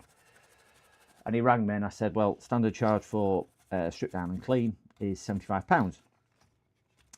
If you've got anything like that, and we'll strip it down, we'll clean it all and everything off. And he went, I'll do it myself, I can do it cheaper than that. Fine, not a problem at all. If you leave the clasp shut, by the way, guys, when you're doing this, I don't know if you're aware of this, because the actual, if you leave the clasp shut, I can't explain it. You've got the hole there, like that, and it kind of puts a plate across to grab the pin, which would normally come through the hole, like so. So if you leave the clasp shut, it does block some of the hole off, so you've got less chance of contaminants going down by doing this. So anyway, didn't hear out of him. Then he rang me back about, I don't know, 5 or 6 days later. Can you have a look at the PC? It's not working. I went, oh yeah, is it the water damage? No, I've sorted all. Is it the Pepsi? No, I've sorted all that. I went, how did you sort it? He said, I took it out and put it in the sink and ran water all over it. I went, oh, okay. He says, and then to get rid of all the contaminants, I boiled kettle and poured that over it. He thought it was going to be clear, clean water, which has some merit, has something, and he'd seen it on a YouTube video. But all he'd managed to do, because it was an older board, is put a load of dust and debris under his BGA chips and everything else. So yeah, it was an interesting one to do. Let that sit a second just to you can see it going to work. It'll start softening that up, and we'll see if we can get a little bit more. Yeah, I've got to provide a warranty on your work. If parts goes bad, you're the one who first to blame. It's not just about handling the screwdriver as well. I agree with that. Yeah. And I don't think people, some customers don't appreciate that they take it to the mate down pub or whatever can do it, and they might do it. Oh yeah, I'll do it. Or I have a friend who does that, and they might charge them half the price. But if it does go wrong like this, I mean, we haven't even tested it yet. They could have blown something. Certainly with the way that board is, they might have blown something on board. So they've suddenly got a cost of a new board or whatever. And you just start thinking, really? Should you have probably taken it to me in first place? I do get it a lot where people will ring for a quote and then they'll not come for whatever reason because they're on a tighter budget, or they've seen a YouTube video where they can do it themselves, and I'm just trying to dislodge some of this. I will give it a good spray and see if I can alleviate some of that, and I've got quite a powerful air blower which will then get it out if I can dislodge it. And then they'll ring me a few days later or whatever and say, yeah, we need to book it in. We've tried it ourselves. And if they've tried it themselves, I'll sometimes say, right, it's going to have to come in for diagnostics rather than repair, because I don't know what else you've done. Because you've told me it's got, I don't know, a damaged screen on a laptop, let's say, and they've had to go up fitting it themselves. But now it's not working and they've put screen in. I'm going to have to do diagnostics, and then if you have blown your screen, you're into it for a screen as well. So sometimes if they get it right first time, brilliant, you've saved yourself some money. But if you don't, or you don't take right precautions for static or whatever, you can be into it for a lot. But I do encourage people to give it a shot themselves. I've got another one in at the moment, and they bought their parts for Christmas. He's tried to fit him himself, him and his dad tried to fit it himself, and got the computer running, but it was just running slow. So I said, look, bring it down. It's £150 for me to do the strip down and build. Yeah, I'm going to do that next, Farmer. Archloy, good afternoon, Archloy. We're just rebuilding a computer which a computer shop has done and barbarically destroyed, if I'm being honest, 2 weeks ago. They've made a right mess of it. Just have a quick look on the stream. You will see what it is. I can't remember what I was saying now. Oh, and that one, he brought it down. I put it on the desk in the office, and let's change to IPA. And I just said, oh, it's this, that, and everything else. Take it away if you're comfortable doing it yourself. Do that, and that. I can't remember what it was now, because I've seen a few. And do it. Oh, brilliant. How much do you want? I went, nothing. I ain't done up to it, but I'm trying to save you £150 here. Take it away, do it yourself if you're comfortable doing it. I ain't got a problem doing it, but if you've got this far, that's all you need to do. And I can't remember what it was, but it was certainly something relatively straightforward. And I said, look, tidy your wiring up, do this, do that. So I texted him that night. Any luck? Yeah, he's on with it now. Looks like it's all hunky-dory and all sorted. Brilliant. They text me the day after just to say he's still on with it, but he's still having problems. Can we bring it in? I said, yeah. I said, but obviously price stand what I said. Yeah, not a problem at all. We're happy to pay. And and they've even put, I ain't even done the job yet, and they've even put a Google review on for me, saying what a nice guy, give me plenty of advice, didn't really want to charge me, wanted us to do it ourselves, blah blah blah blah blah, would have no hesitation recommending this guy. And I think sometimes it's not what you do, it's how you do things, which helps people sometimes, doesn't it? Right, I'm just going to get my blower out. This is a little bit noisy, this gentleman, so I am going to apologise now. I will put you on mute when I do this. I'm just move it off microscope, and we will see if we can just blow any residual thing out. I'm just going to put you on mute because it is a bit noisy, this, because it's one of these Wolfgang blowers, and it is quite noisy. So I'll put you on mute and do this.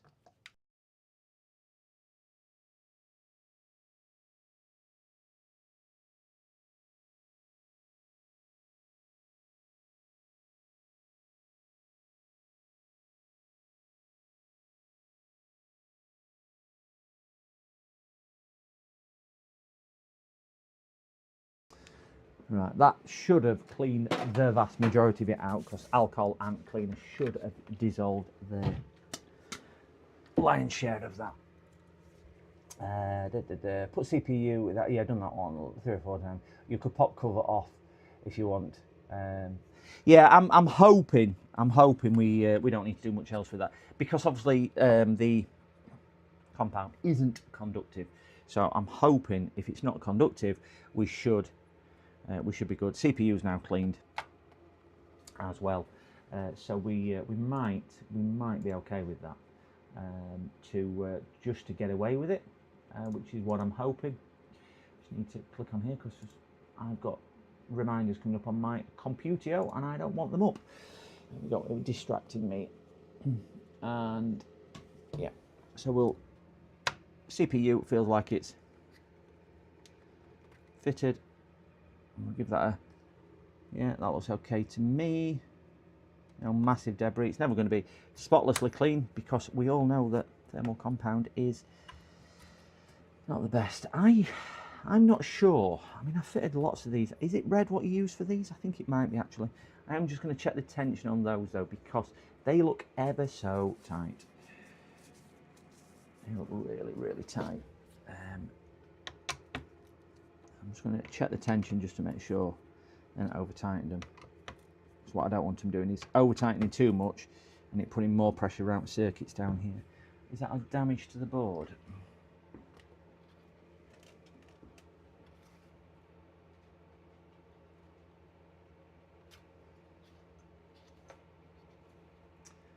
No, I can't see any damage around there. Sometimes it wouldn't surprise me whether there's screwdriver damage somewhere on the board, either. You know, when they've been tightening something up.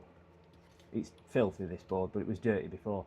It doesn't look like a new board, even though I was told it was new as well, so I'm not too sure. I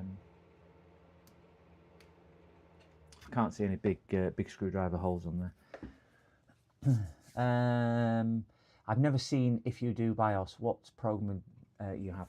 I've just got a, is it CH431A? I've got 2 of them. I do BIOSes. I rarely do them, in fairness. I've got the clip which goes on there. I'm just going to check around here, guys. Sorry, I will answer your question more in depth, because obviously whoever's done this has had a screwdriver pushing this down to get the graphics card out. So I just want to check around here as well. Yeah, so I use the 341, and I use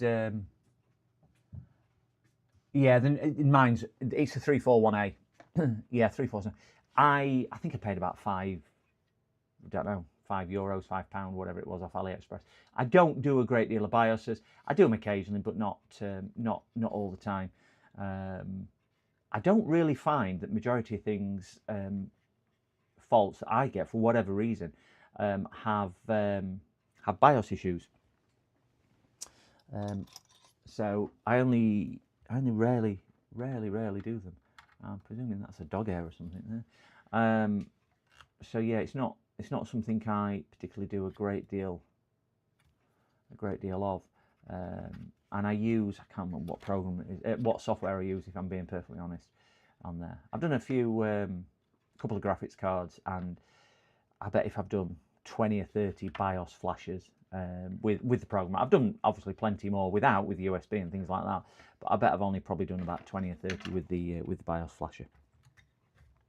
What I'm going to do is just check round the holes on here as well, gents, because I just want to make sure, because they've put the wrong screws in it and the way it was, I just want to make sure they've not kind of slipped with a screwdriver and knocked any components off. So I'm just going to, I know it's a bit boring this one, we're just going to check around the vicinity to make sure there's not a mark across. Can't see anything in here. If you do see anything, guys, please shout out. You can do exclamation OI, OI, exclamation OI, and it will. If you want to know the sound commands as well, if anybody is new to the channel, exclamation CMD, exclamation command, will tell you all the sound controls, sound things as well on there. And I do apologise if anybody's hit the like or subscribe button. For whatever reason, OBS isn't showing it on my stream, so I do apologise with that. But it is very muchly appreciated if anybody does hit that button. Remember my last PC mount? A friend of mine gave me its old config 2020. I got to change the thermal compound, was messing, remove the Intel CPU pins, was bent. 1 hour swear I actually got it working. If they put that much paste, it's likely they did other mistakes. Yeah, I would say as well. They've used a full tube of paste. This is not a computer shop, because I don't think, saying that, they probably used a full tube what came with the cooler. Ooh, are they scratches or are they just? This is down there. Where yeah, they're scratches. Hopefully, let's just zoom down a little bit onto there.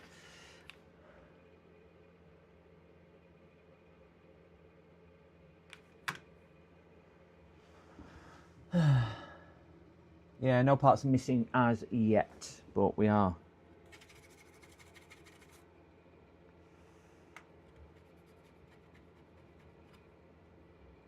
You can see where they've obviously scratched with a screwdriver, but I don't think they've damaged that trace, because the trace there looks like it's intact.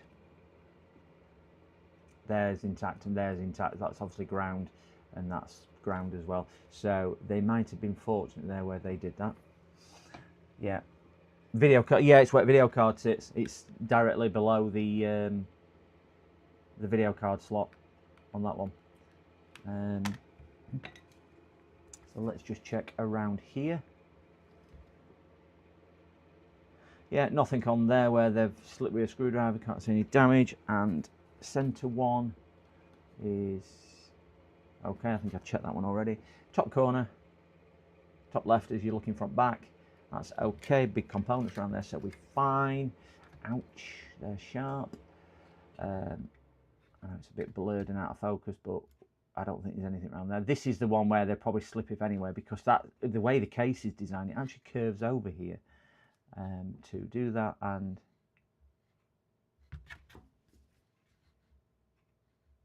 yeah, that one looks okay as well. So on that, hopefully we should be good. All the motherboard mans should make cover for that. Yeah, they should. Milk jug, PCI, slot protector, old days at pen pocket protector. Yeah. Yeah. Good to that one. Right, so I think we will we'll just give this a post. Hopefully it will work. Just grab my bench supply.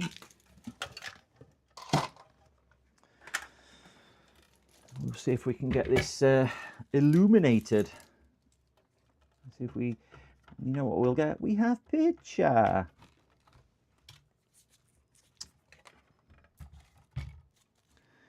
They didn't even plug the 8-pin connector in correctly. So that just kind of not fell out, but it was certainly not as tight as it could or should be.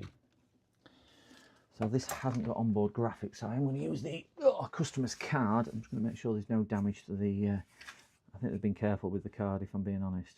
There's no missing components that I can quickly and visually see.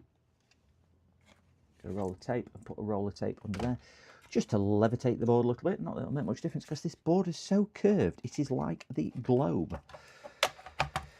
That is now in. We will get power supply for. Ah, my ends fell off. That's not good. Where's my end? My GPU end has fallen off. Definitely not good. Have I put that in one of my own boxes? Don't need it yet, so I'll have a look when I pack up. Let me, oh, it's there. That's right. Just fell off yesterday. That's probably what hit me yesterday on the foot. I just plug it. I use a cheap and cheerful quick adapter just to split the 6 and 2 into 2 6 and 2s, just in case I need it for the GPU. I know this only needs one, but just a quick and easy one.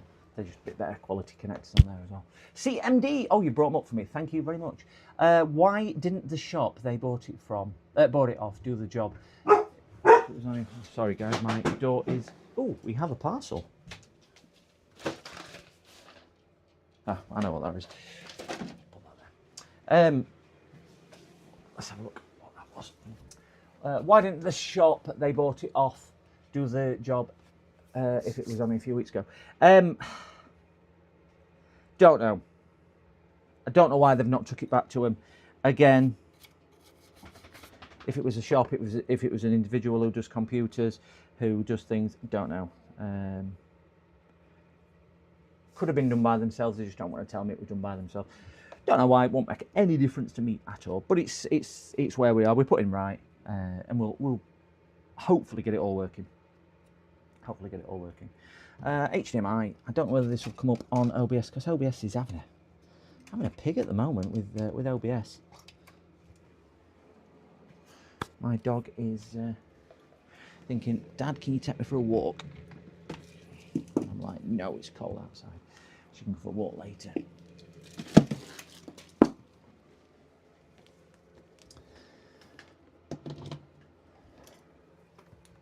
Pre-Christmas PC rush builds. I don't even think it's that, Farmer. I mean, I've seen rushed jobs. This is just bad. I can't even. I mean, I have a look at Rest of VOD. I don't know how long you've been on. This is just bad craftsmanship, bad build, whatever you want to call it. It's just poor. Really is just poor. Poor everything. There's not been one redeeming thing that I can say, yeah, hold on, I can see why they've done it like that. Because they're in a rush. There's just a lot of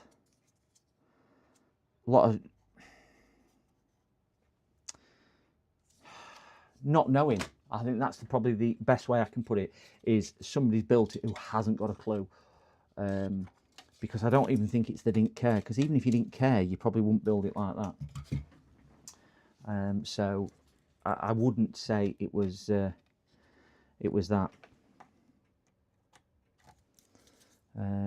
That they were in a rush. It was just really poor. And I'm usually quite positive about. Again, if you're regular on my streams, you'll see how more positive I normally am about other things. Because we can all have a criticism and things like that. But you know what? If somebody has tried to do it, but it's not even been tried. It's kind of been thrown together, rushed, and everything else. But anyway, right. So if we get a picture, guys, it should bottom right hand corner. It will. If we get a picture, it might appear there. I'm not going to guarantee. It should post off that. Haven't got a clue. I'm no good with their hands. Shouldn't touch computer. Yeah, they shouldn't. Never first slot. All right, I shall move that. I've always put it in first slot. Always put it in first slot. You want me to go into A2, which is that one there, I believe.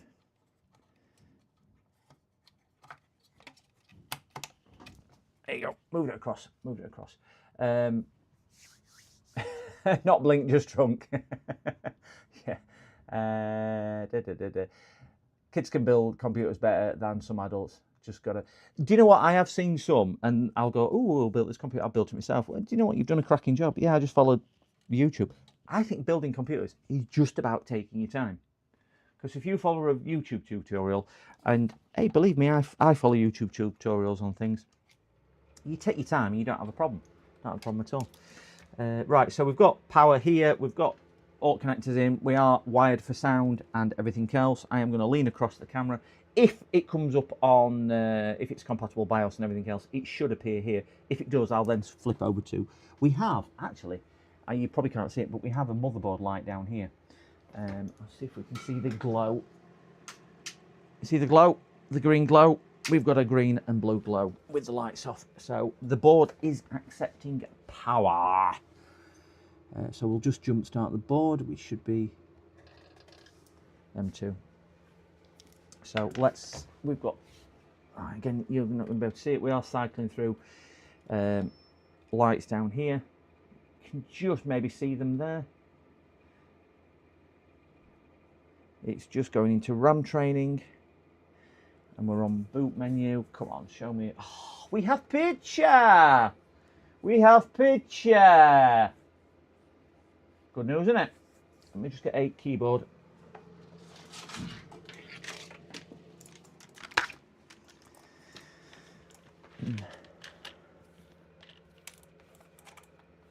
Yeah, I got my daughter on one of my streams at Christmas to mod her own Switch. I think might have been on stream, in fairness. She fitted a mod chip. She's 12. She fitted a mod to her Nintendo Switch. You know, the one where you solder next to the CPU. I did soldering, yeah,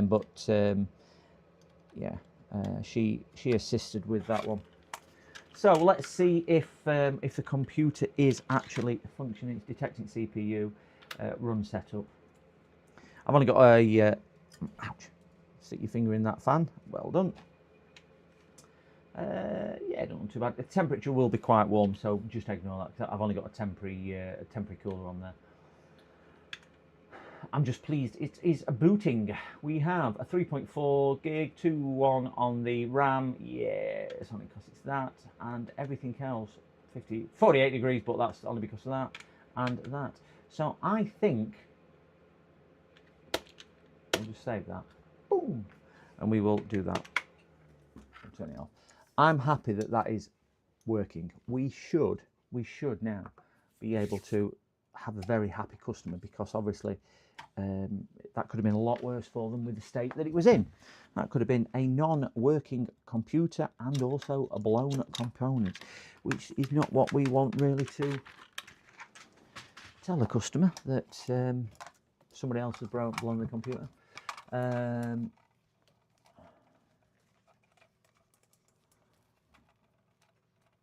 Oh, is that what it's gone on at Leeds Farmer? A security update as well. There's been a couple, haven't they? Weren't there a big security update out because of the one where they can gain? Oh God, I'm trying to think what it is. It's level 0 control at the CPU, isn't it?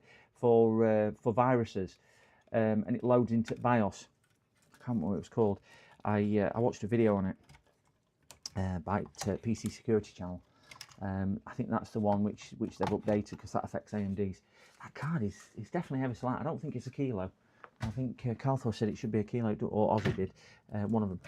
It's definitely not weighing a kilo in a weight. Probably 3/4 of a kilo. Okay, so I need to mend that as well. Definitely need to mend that. I love them. Need to mend that as well, because that's not working. Update BIOS to the latest beta for games to work. Some gamers got error with TPM recently. Oh right, okay. Vulnerabilities like this happen pretty regularly these days. Yeah, they do. They're so complex, though, aren't they? There was an issue with itself to the wrote itself to the BIOS as a critical component. I can't remember what it was, but it basically then opened the doorway within Windows to let the payload re-download and come back through. Right, let's get this cooler. I'm gonna have to. I don't know if these are dense or. I'm gonna clean that goo pot anyway, and we'll put him a bit of fresh on. I think I need to wash my cloths. You're getting a bit dirty.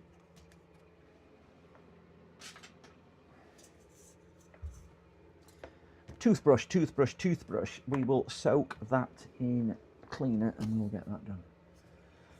It's Chris, you will not know the half of it. I think the cooler, obviously, well, I'm presuming it was new when they got it at Christmas, and it does look like they've gone, let's put, bearing in mind this has been done by a computer expert who is a shop, who's a paid service, who's done this, and we all know, just because you get a tube of it, you don't put a tube of it on. That's usually a novice. So if the guy is a builder, I don't think he's, in my view, particularly knowledgeable. And I'm trying to be kind on that one. But yeah. But aesthetically, do you know, when you've got it all over the place as well, it's just not pretty, because we all like, as computers, even though you're never going to look at it again, we all like it to look a certain way. But yeah. Just getting it all over. Get another cloth, because that one is covered in it. Find M2 stand. Yeah. Oh yeah, that's a good point. I need to find one of them. Definitely need one of them before I put board together. I will put the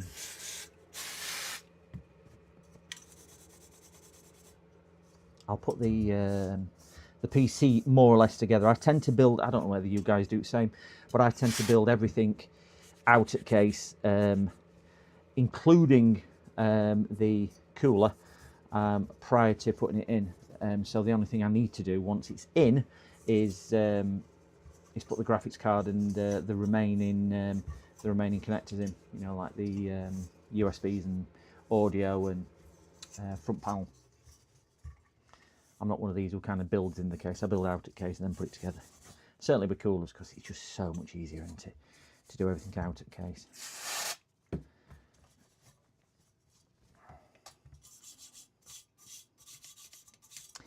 Do you know other thing of this? If somebody has built this, knowing it's for somebody's Christmas present, you've just got to think to yourself, didn't you ever think, what, you know, on Christmas Day, when they opened this and wanted to play on it, it didn't work. It didn't work right. Or they looked at it and thought, you know, my pride and joy here is that.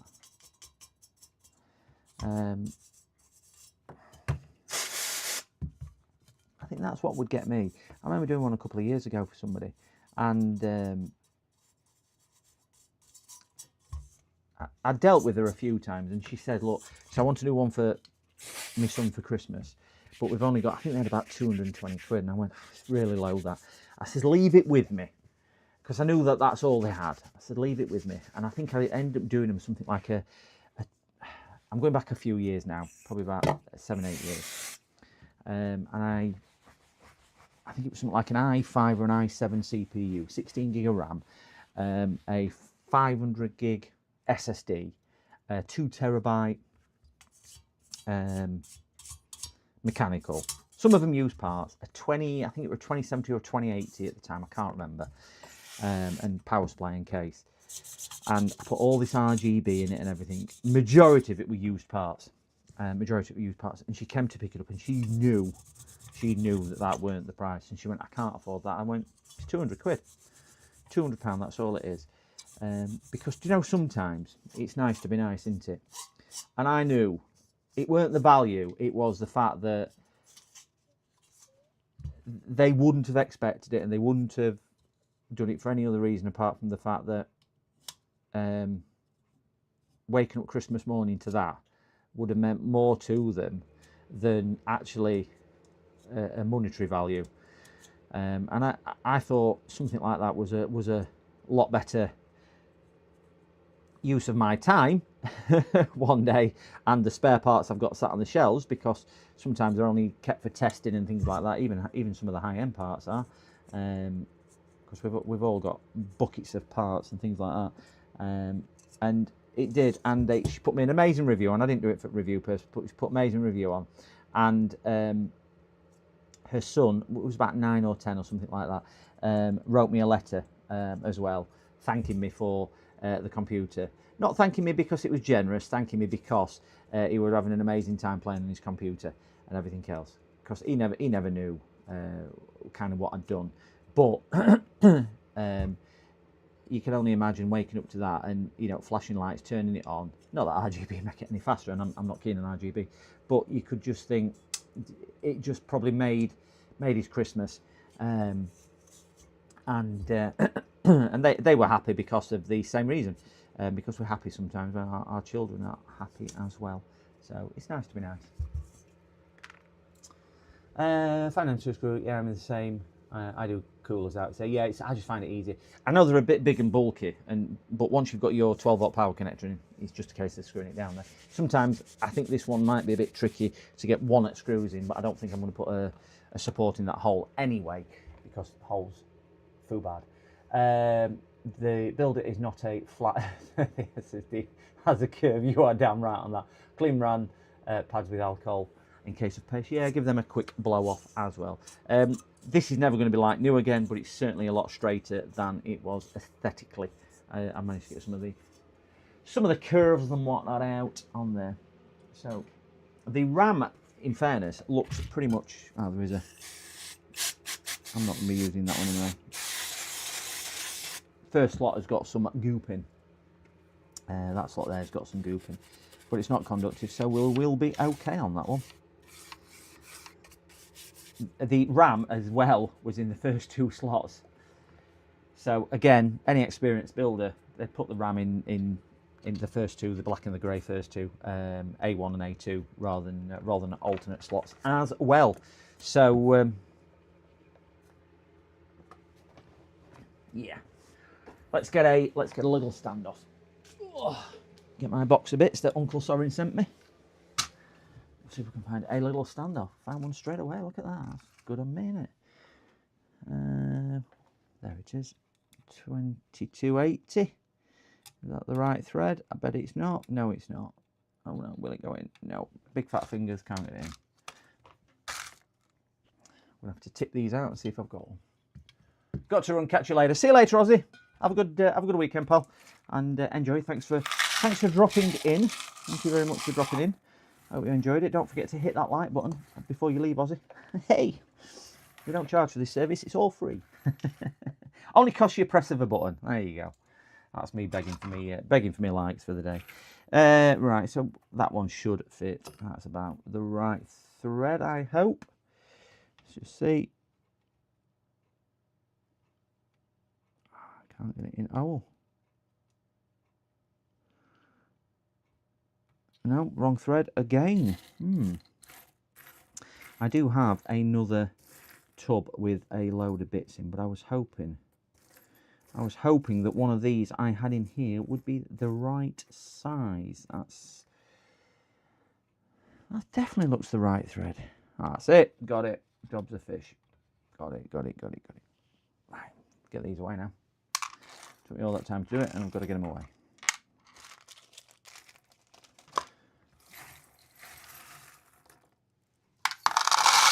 Tell you one thing I have had a lot this week. I've had a lot of inquiries on MacBooks with faulty screens.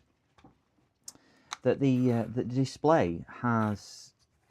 When I say a lot, I bet I've had 15, 16 phone calls this week, which is a lot for Mac, full stop, let alone one specific error. So whether it's the same person just keeps ringing me up, I don't know. But with the error that when they moving the screen's flickering and going off. And I'm just wondering whether there's an update from Apple, what's been pushed out, which has suddenly, I don't know if anybody else heard it, but suddenly started causing an issue with the tilt sensor or something like that in the screen. But they've all been saying they think it's the display cable, because they've looked on internet and it says it's the display cable, which maybe, but I think it's unlikely to be just display cable on that, because again, experience tells me display cables rarely go on vast majority of models. I know there's a couple where they're just badly designed and badly done, which might be that, but vast majority of it isn't the display cable. Magnetize. Oh, demagnetize. They must be magnetic screws. Oh, they're non-magnetic, so they must be out I don't know. After something which doesn't like maggot knots. Oh, did I just really pick all them up and then tip it again? Did I really just do that? I can't believe I did that. I'll probably need these out anyway because they're not all the screws in the case. Anyway, so let's just put that to one side. So I'm going to clear a little bit of my space just so I'm not going to damage anything. That's better. At least it'll heat sink now. And we've got a little tiny screw there. I'll put that to one side. And I'm going to shift the RAM because I'm going to bring the case on next because I need to put the things back in the case, the standoffs. Let's have a look. Clean RAM party, yeah, that's a 2000 era build, 2005 era build, yeah, it does remind me of that. Hey Queen! Hello darling, hello, hello, hello. That's my daughter, by the way, is that. Bad name for a computer shop. The screw bin implies they always have leftover screws. Well, you always get extra, don't you, when you build things? I don't know why they do that, apart from IKEA, which don't give you enough. Every shop has a screw bin. I've got tons. I bet I could weigh it all in and make a fortune. Yeah, that sounds like Flexscape problem. It's 2016, 2017 model. Yeah, they were about that. 2019, I think one of them said it was. But I don't know whether I want to get into hassle of changing them because is it a screen anyway, Carthor? I think it's a screen, isn't it? You've got to change on them because you can't actually change the flex or get into the flex without removing the screen and taking the screen to pieces. So yeah, I didn't really want to get into it. So it was probably a job I did not want anyway. Realise why computer case is one, because it's been sat next to the heater. Okay, let's get physical. I wanna get physical. Right, I'm not gonna be able to see chat for 2 ticks because I'm gonna stand up to do this just to give me an elevated position. I won't be able to see whatever you are typing, so please don't abuse me.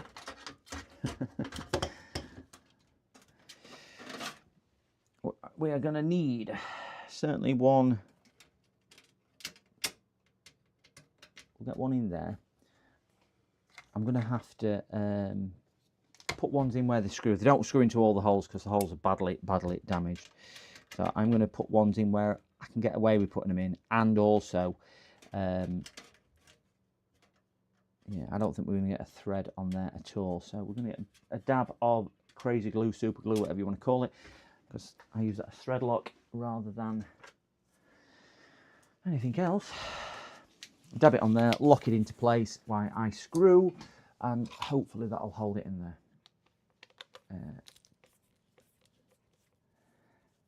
Yeah, the new screen util, unless you're really good at microsoldering. Well, you've seen my microsoldering, Carthor. I've done an entire video on it. Come on, you know how good I am at microsoldering.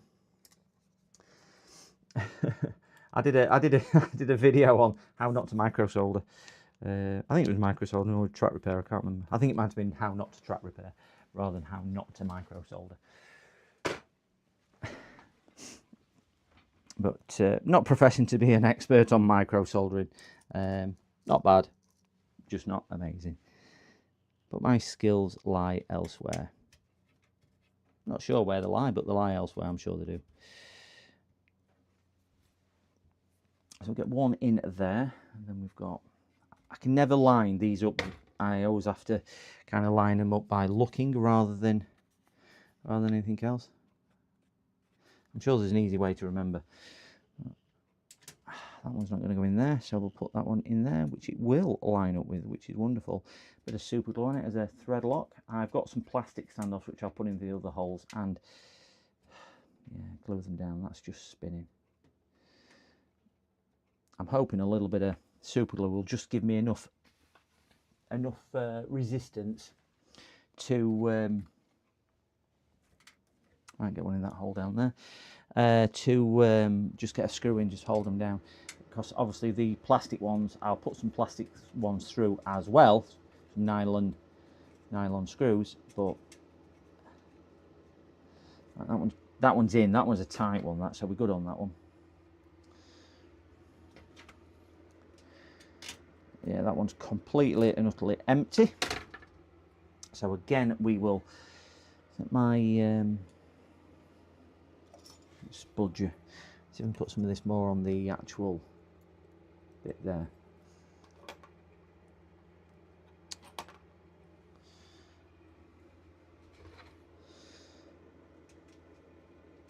I don't know how much grip we're going to get with any of these, if I'm being truthful, gents.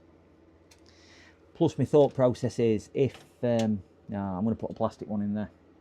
Just don't like way how that's feeling, because it's slightly lopsided as well. So I've knocked the camera as well. I've headbutted camera. So I'm not going to. And there wasn't even one in here. Wonderful.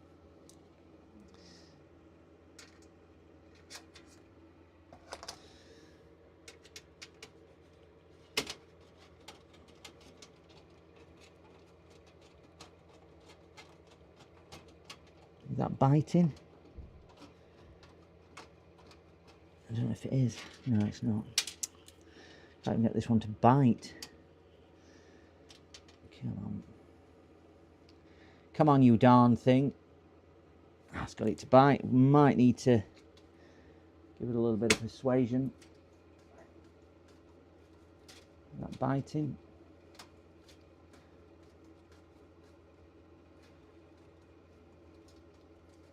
That feels better. Right, we've got some tension on there, so it means at least we can anchor one screw down. No, it's not going in. Is anybody in the UK on here who's woke up to a load of snow this morning? We've got none where I am. Got no snow at all. But we haven't had any all week, if I'm being honest. It's threatened to come, but it's not come really. I don't think these are the ones for the case, because they're so tight to get in. But that one does feel like it's going in okay. So at least we've got another anchor. Not an amazing anchor point, but at least it's in. I think that one there, we should be able to get a bit of a decent anchor. I'll put a bit more thread lock on, just to, because they've been stripped, because I think they've been put with wrong ones, or I don't know. Nothing's going to surprise me too much with it.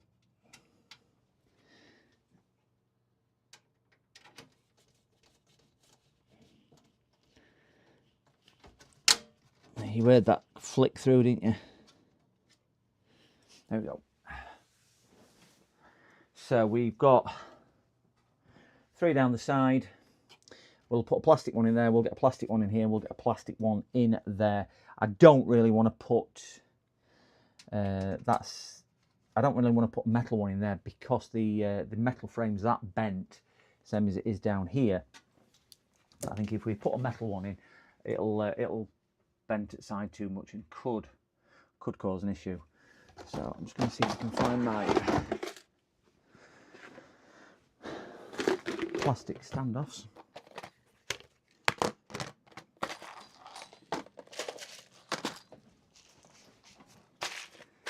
This is the problem when you start having to deviate from it to repair somebody else's mess. You just end up kind of absorbing and eating so much extra time in jobs. It's quite crazy. Quite crazy. Right, I've got no short ones, so I'm gonna have to cut these down. I think I've used all my short ones, so we'll stick a couple of long ones in. I think I'll need 3 from memory.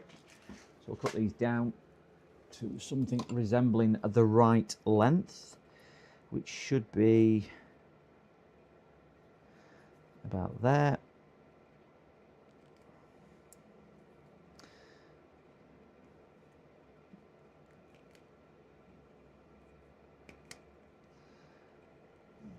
These are only just going to be for support rather than screwing into, because they won't really hold much. So this is just going to be to benefit the board flex rather than anything else. So that's all these are going to be. And again, I can't put a metal one in them because the case is that badly damaged. It's just not going to do it. The holes are too big now anyway, because the previous builder had taken a power drill to it. So they're just designed just to, as I say, act as a, not that one because that's not got a thread on it, act as a height stabilization rather than actually securing the pin. Come off with a bit of aggression, that one. Shot across the room. And I trimmed it. Right, so we've got,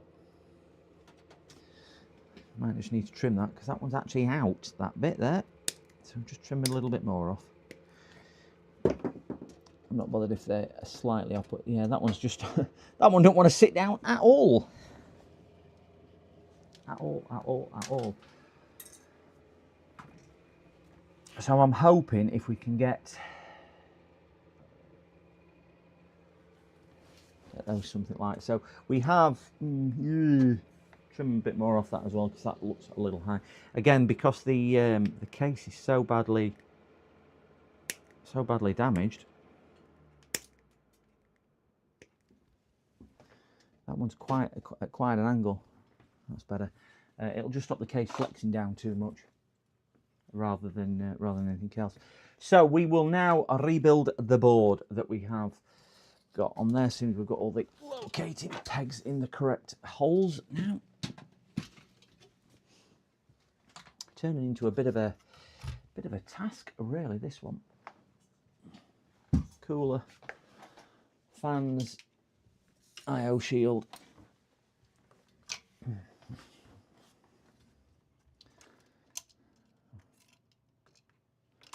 Cloth. They've even got heatsink compound on fans. How do you get it on fans? I don't know.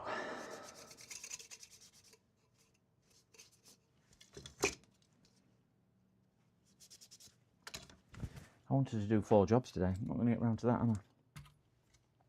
I'm not going to get round to that at all.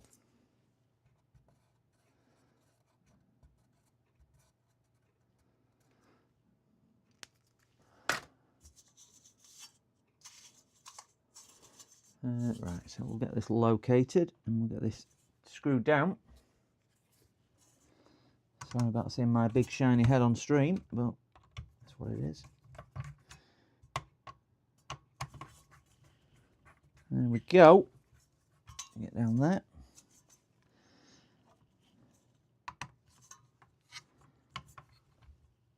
Get it in the hole. Making some headway now, getting on to interesting bit now. I'm down to the sharp end of putting it all back together. Now, one of the other, this pin's bent on board as well. Just noticed there's a pin, there's all intercrossed. I could see orientation pin not right, so I'll straighten that pin out as well. So one of the other things they were complaining about, the computer's running slow. So I don't know whether they meant it were running slow in Windows or whether it were running slow in games or whether it just weren't performing. Don't know, because some of that could be down to if the graphics card is exceptionally light. I don't know if they've bought the bits off the same person. Is the graphics card everything it should be? I'm not sure. I can't see any more bent pins on this. That's good. I'm going to negate putting one of these. Presume that was on the back with the way they've got that orientated. So we'll stick that on there. Come on out and round. I'm going to negate putting that that screw in here because A, I won't be able to get to it. I'll tell you that now. Will not be able to get to it, and B, that's not got a pegging which is going to take any type of screw tension at all. So that one is what it is with that. I'll put that fan upside down. Who's a nugget? Why didn't you remind me? These need to come out because they're in the wrong one. Let's put them in again. Dear me. Dear me.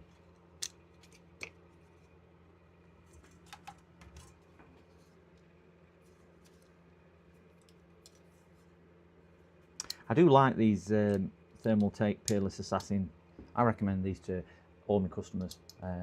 Over and above water coolers as well. I despise water coolers with a passion the amount of issues I see with water coolers which have failed, either leaked or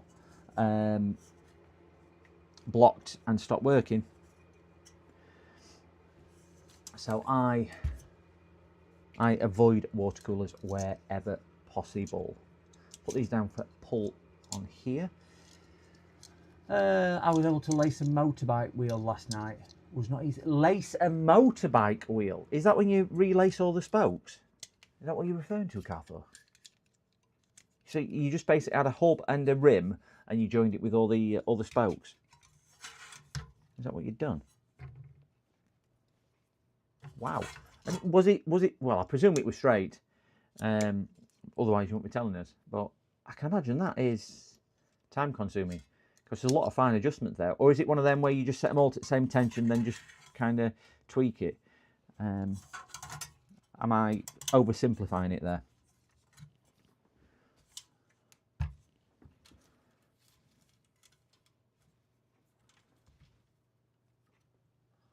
But it was hard flexing the spokes to get them in.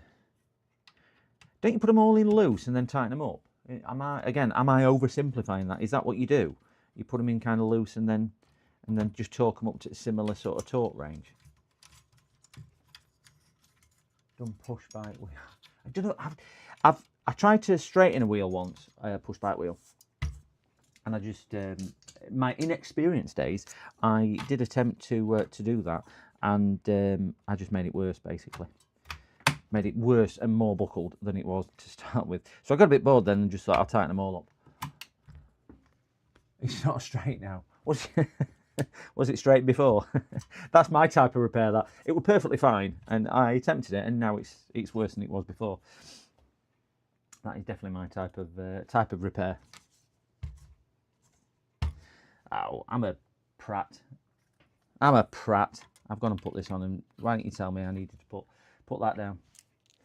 I'm a bit of a donkey. I've gone and put that on before that. Where did I put that screw?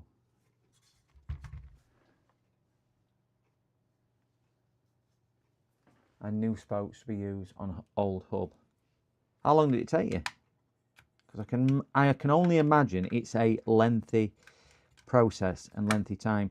Certainly, I would imagine the initial fitment is relatively straightforward and easy, but it's the fine adjustments which take the time, is it, to make sure it is straight.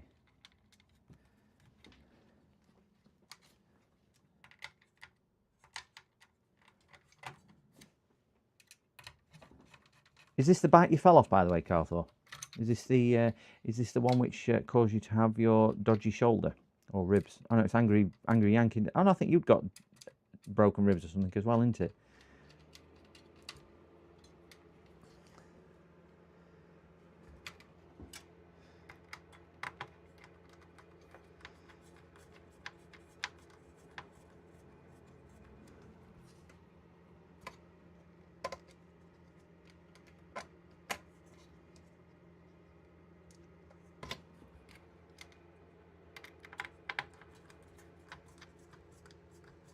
Chinese scooter. This is the Yamaha DT50X. I don't know what a DT50X is. Is that a 50cc? Is that what that is? Can you lend me a wheel jig? But I'm not sure it would fit my motorbike wheel.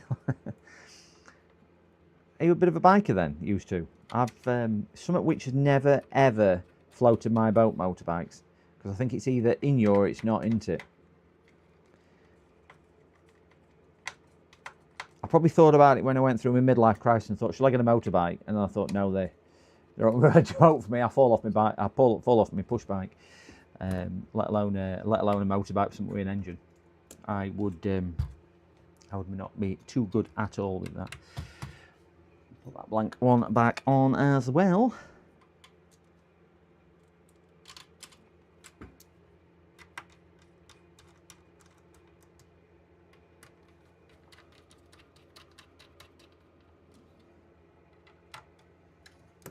Had it since I was 16 and trying to restore it. Is it an old one then? I mean, what are you now, about 78, something like that? So you've had it a few years. A lad at school had one of them in 1994. DT MX50. I I mean, 1994. I don't know how old you were there, Chris. I would have been. I'd have certainly left school at that point. I'd have been left school a few years at that point, Chris. So we're probably slightly different age profile there. But age is only a number, isn't it? Just a number. Right, back onto the case. Oh, get that up, get up, get up, up. See if we can do it without breaking that fan, and we did. Put the I/O shield in place, which will go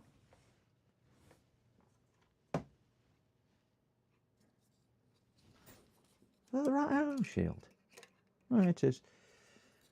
Just didn't when something don't look quite right. Just didn't look quite right when I was doing it. Click, click.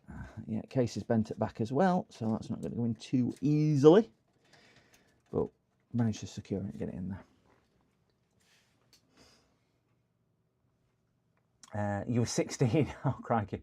Yeah, I was. Yours is 1984. Crikey, that is. I mean, what's that now? That's 16 years and 26. So what's that? 32, 4 years old. 32 years old.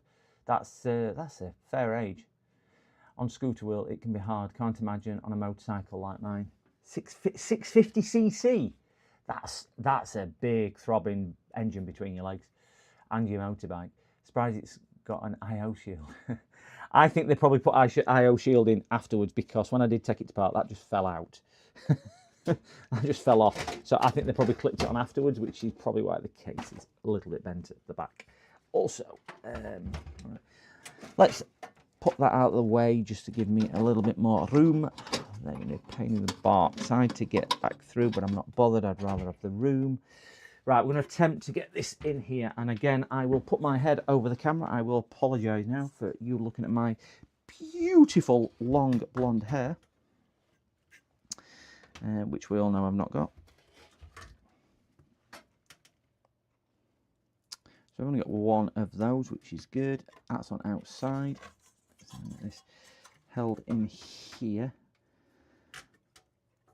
Bend that over in anticipation. I do tend to talk to myself, so there we go. I feel like a ventriloquist and I'm the dummy. Oh, can't get it. Oh well, my chair's now in the way. Move! That dog's stopping my chair. She'd lay behind it. Well done, dog.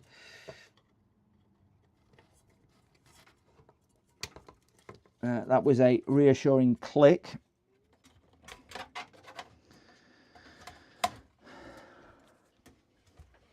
Hang this over the edge of this bench and see if we can pull some of the spare cable through, because we don't really want a lot of excess down here. The CPU spare plug to come through the same hole, and we're not going to manage that. Oh dear. One of these cases where there's not going to be enough room to get the plug back through.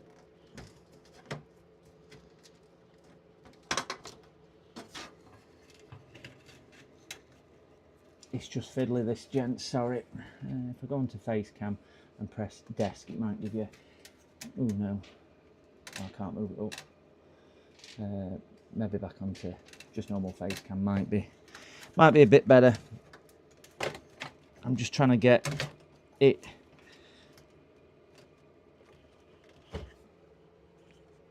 Yeah, that's a tight fit. That's about the best I'm going to get that down there. It's not exactly how I would want it, but I can't get it down any different. Right, let's see if we can get this lined up to something like resembling... Set my heater off because it's getting warm in here.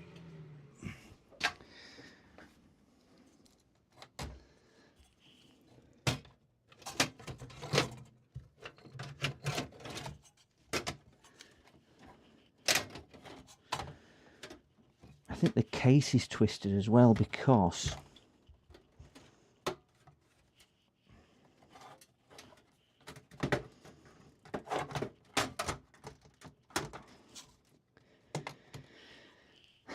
right, we've got now supports on those, and we've got something resembling going down. So let me get a couple of locating screws in place. I'm trying to remember which I had any tension on. I'm hoping that one there. Screw onto that.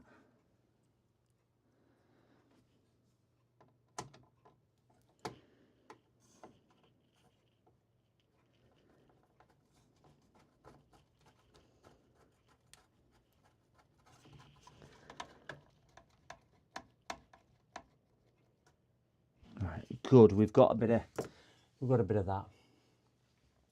What GPU is in this build? It is a 4070, 12 gig. So it's not the TI, it's standard 4070. What's in it? Farmer.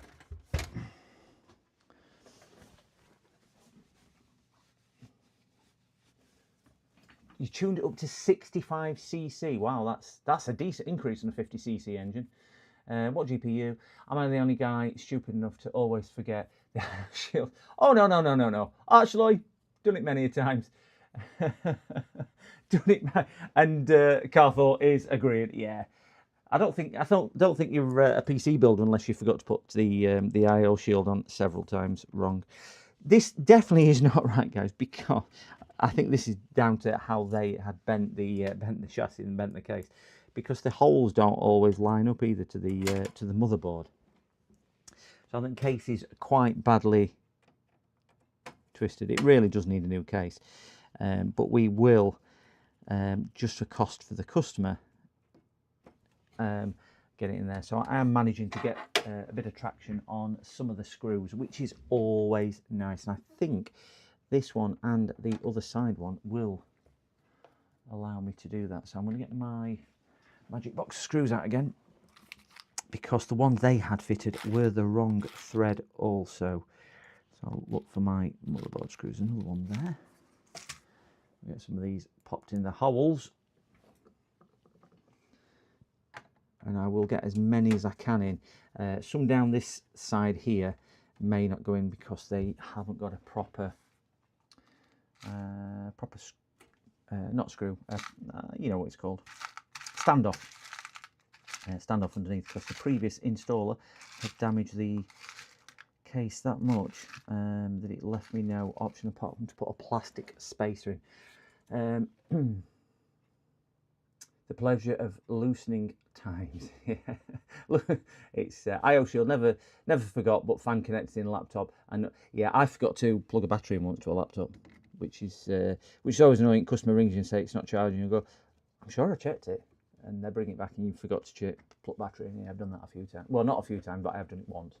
Got to check on my PC that I have at the moment. I haven't got an yeah. I like the newer ones where the IO shield built in, because you don't have to remember then, do you? Just one less thing. I don't know why they ain't done it. I had a customer who brought me a. He says, I bought a new motherboard for my computer. Can you fit it? Yeah. So he brought me a new motherboard, and it was a HP computer. And anybody working on HP desktop computers may know that they have no IO shield. It's just holes cut in the actual chassis, so you can't fit a new motherboard. And I went, I can't fit this because you've got nowhere for them to come out. It's, can you drill holes in it to match the thing? I went, no, I'm not doing that. He said, well, I'll do it. So he took case away and brought it back with holes drilled in the back where he thought the connectors went. And in fairness, he didn't make too bad a job. Oh, 1 second.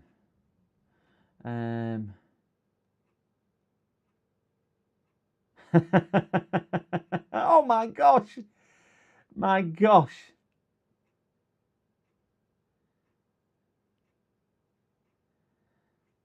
Oh my gosh. Sorry.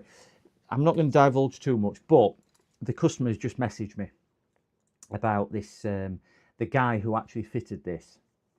And he actually advertises on Facebook. He's a software engineer. Before that he was an IT technician. Before that he was the technical lead technician. Before that, he was a software guy. Before that, another software guy. Before that, another software guy. That's stretching from 2000, mid 2000s to present. He's had 1, 2, 3, 4, 5, 6 jobs. So yeah, I think that's the old adage of sometimes you stick with what you know. I wouldn't dream of writing software. I always think it's a bit like asking a petrol pump attendant who serves petrol to cars to repair a car. Just because they work in a garage doesn't mean they know what they're doing with the car. Or a paint sprayer to repair an engine, or an engine repairer to paint a car. Completely different skill set. Completely different altogether. That is not...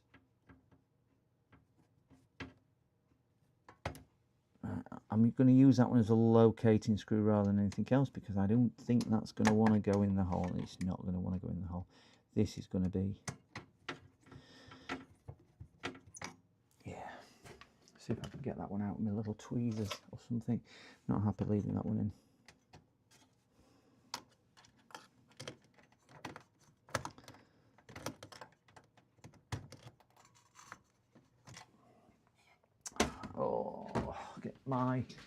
Gonna have to get my torch and go with this one, gentlemen. And it's gonna be a two-hander this. Now I've put that one in because it's done one of those things which is bite for a little bit but not bite all the way. So I'm gonna have to prise it up with one tool and unscrew it with the other. Just give it a bit of tension on the threads.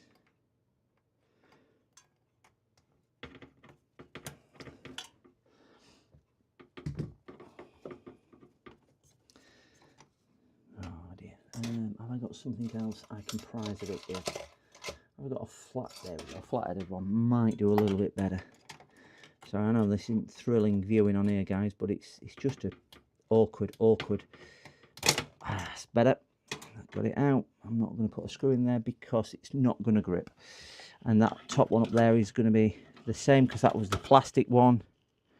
That one down there might grip.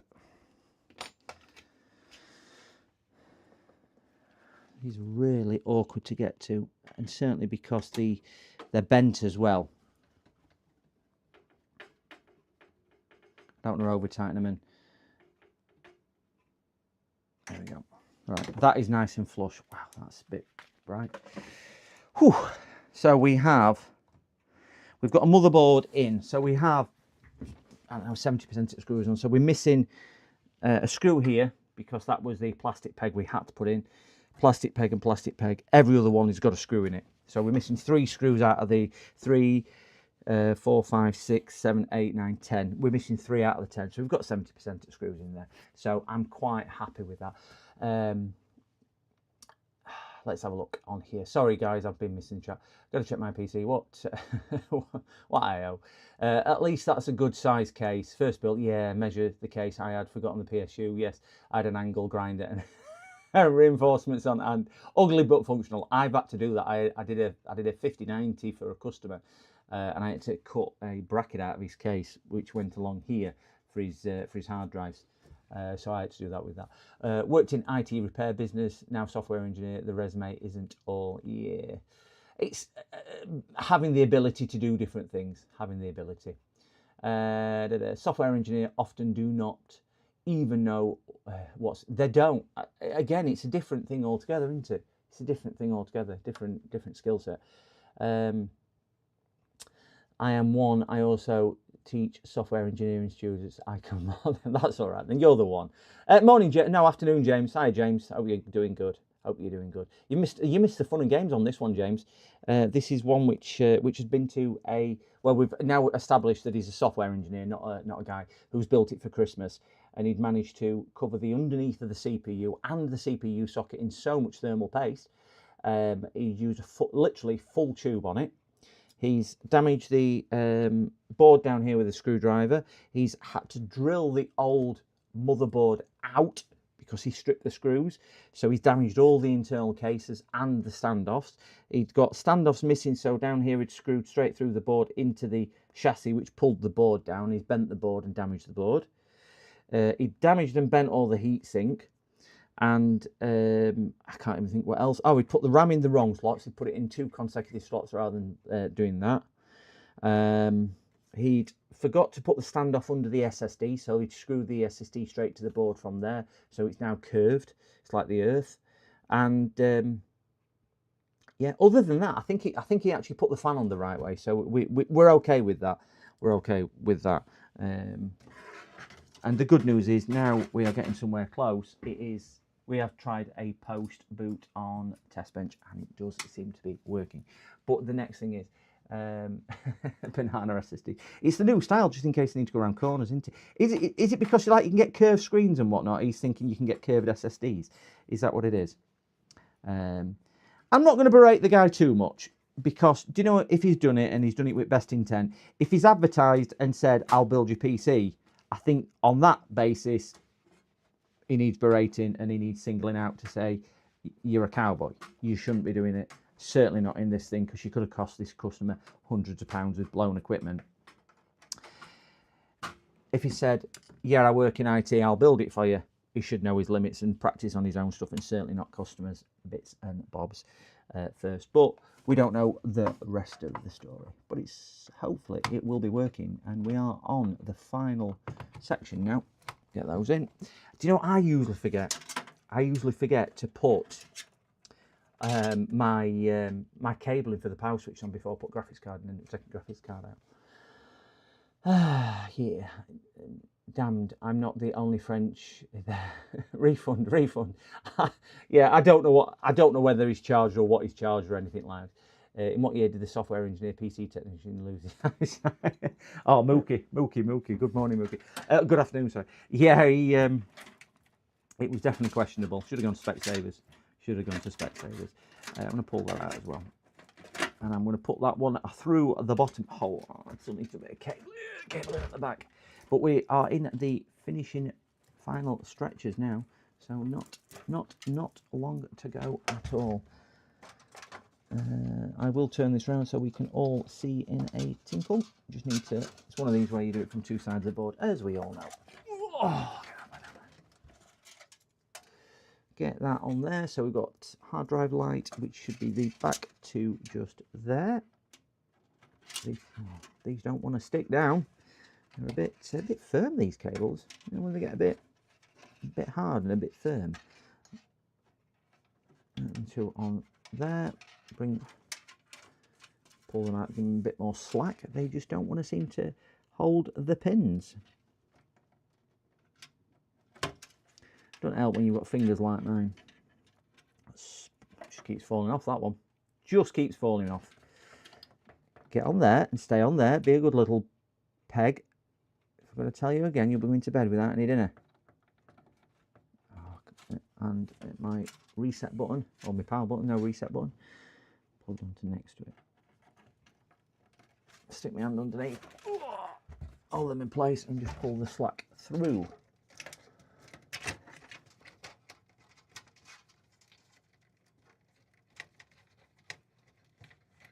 I should now hold them in place. I did a quick catch up as I only just arrived. What are you using in the spray can to clean it with? I used contact cleaner. I'll show you in a second. I've given James JFix one of it as well, and he'll agree it's brilliant stuff. And I'll show you price as well. It's really good value. Originally, I thought Steve would enter the PC building business. Stick to music, Stevie. Yeah, looks like a watch repair. No, it's only it's only the cover, James. It's only the cover. What's broke? The watch in itself is good. I broke the cover about a week after I put it on, so I just can't be bothered to change it really. I did tell a story yesterday where how I ended up with this, and my first ever repair on an iWatch was this. But yeah, the contact cleaner, I use this. You can still buy it. I think I was paying about £5 or £6 per can, and it's a 500ml can. You might have better stuff than this. They might have gone up a bit because I've had this quite a few years now. I don't think there's a production date on it. But I was buying it for about £5 or £6 a can. I really liked it off eBay, and I don't know, ordering 2 or 3 cans at a time. And then I found manufacturer's website, and you could order direct from manufacturer. So I ordered a box of 72, I think it was, and it cost me, I don't know, about 38 quid delivered for 72 cans. And I'm like, what do I do with it all? I'm still using it about 4 years later, same one. But it is really, really good stuff. I did give JFix a can as well, and I think he agreed with me. For what I paid, Chris, I don't know what it is now because I bought this about 4 or 5 years ago, so I expect it to have gone up. But it was costing me about 50 to 60 pence per can. I ain't got many cans left, probably only got about a dozen cans left, not even a dozen, probably about 6, 7 cans, so I will need to buy some. But really, really, really, yeah, it was really good stuff. It works brilliantly on thermal compound, works better than IPA on thermal compound, and you can spray it on live electrics and things like that because it's completely non-conductive, but works excellent. I've never needed to use anything else than that. Works brilliantly, and I don't even think it's a massive reputable brand. I've got one case of probably 6 down there and about 4 other cans. Oh, I've got another case of 6 up there. You'll see it on my shelf up there. I've got a case just there, just on inside the thing up there. Yep. A box there, and there's one near my feet as well, what you can't see. But so I've probably got about 15, 16 cans left from the original purchase. So yeah, I would, if I had to recommend it to anybody, I would say that stuff's proved excellent for me. Oh, Jen's used it on that one. Yeah, sounds like it, chill. Honestly, it's really, really good. I mean, it weren't, I think the smallest quantity they sold was 36 cans, but I just ordered 2 boxes because I thought, well, less than 40 quid for 2 boxes. I couldn't really go wrong, and I'd use the product. So I will be looking for it again. I even contemplated at that, buying several cases of 36 and putting it on eBay at £5 a can because that's what it was selling for, and that was the cheapest I could find on eBay, and you know, making quite a bit of money. I just thought, I can't really be bothered. Chris, I will have a look, but I'll tell you now, it was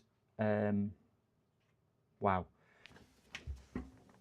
It was, I don't even think they have a production date on it, Chris. It was probably, it was just after lockdown, and what was that, 2021? So it's about 4 or 5 years ago that I got it. Oh, there we go. James has found it. Sovereign aerosols. I've never even been on websites since, so I don't even know if they still sell to people or whatever. But I didn't even buy it through my business as such. It weren't because I were a trade account or anything. £768 for a pack of 600. Yeah, it's probably a few more than that. I'd be interested to see 48 for 64 quid. Do you know what, Sam? £48 for 64 cans. £64 for 48 cans. What's that, about £1.30 odd a can? £1.40 a can. I don't think that's too bad. Just put you on mute 1 second, guys. I just need to shout my daughter to let dog out.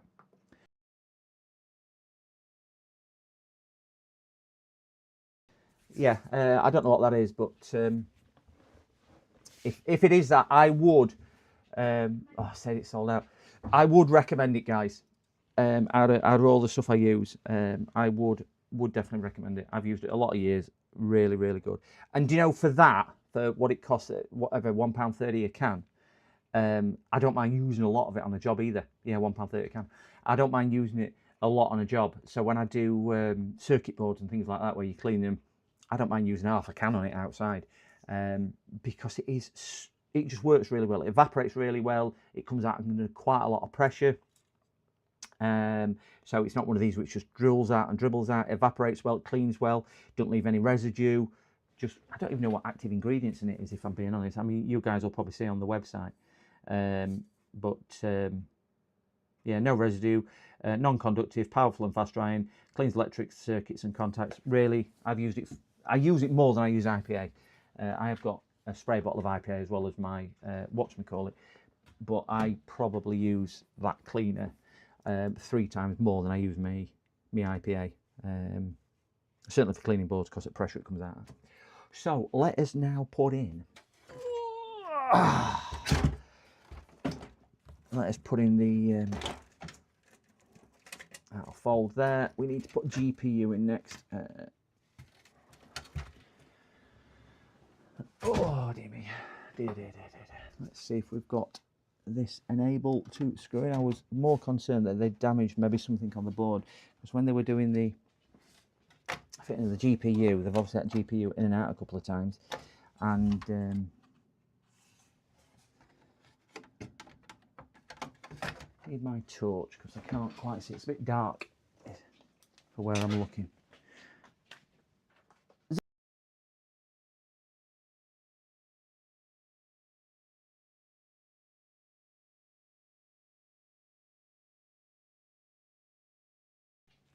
Right, I'm going to adjust.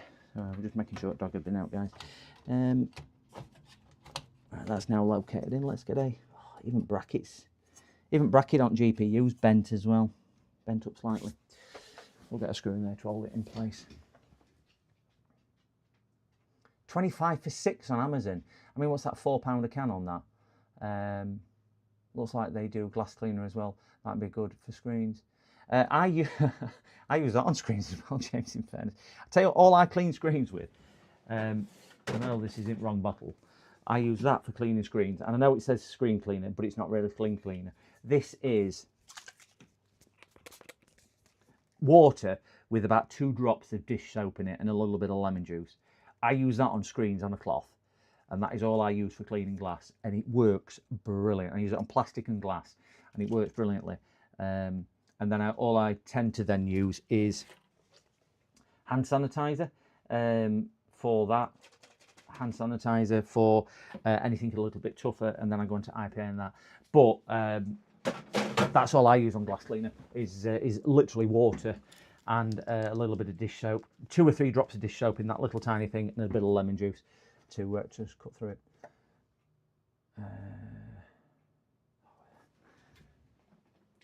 Just let me get this, guys. I know who this is. 1 second.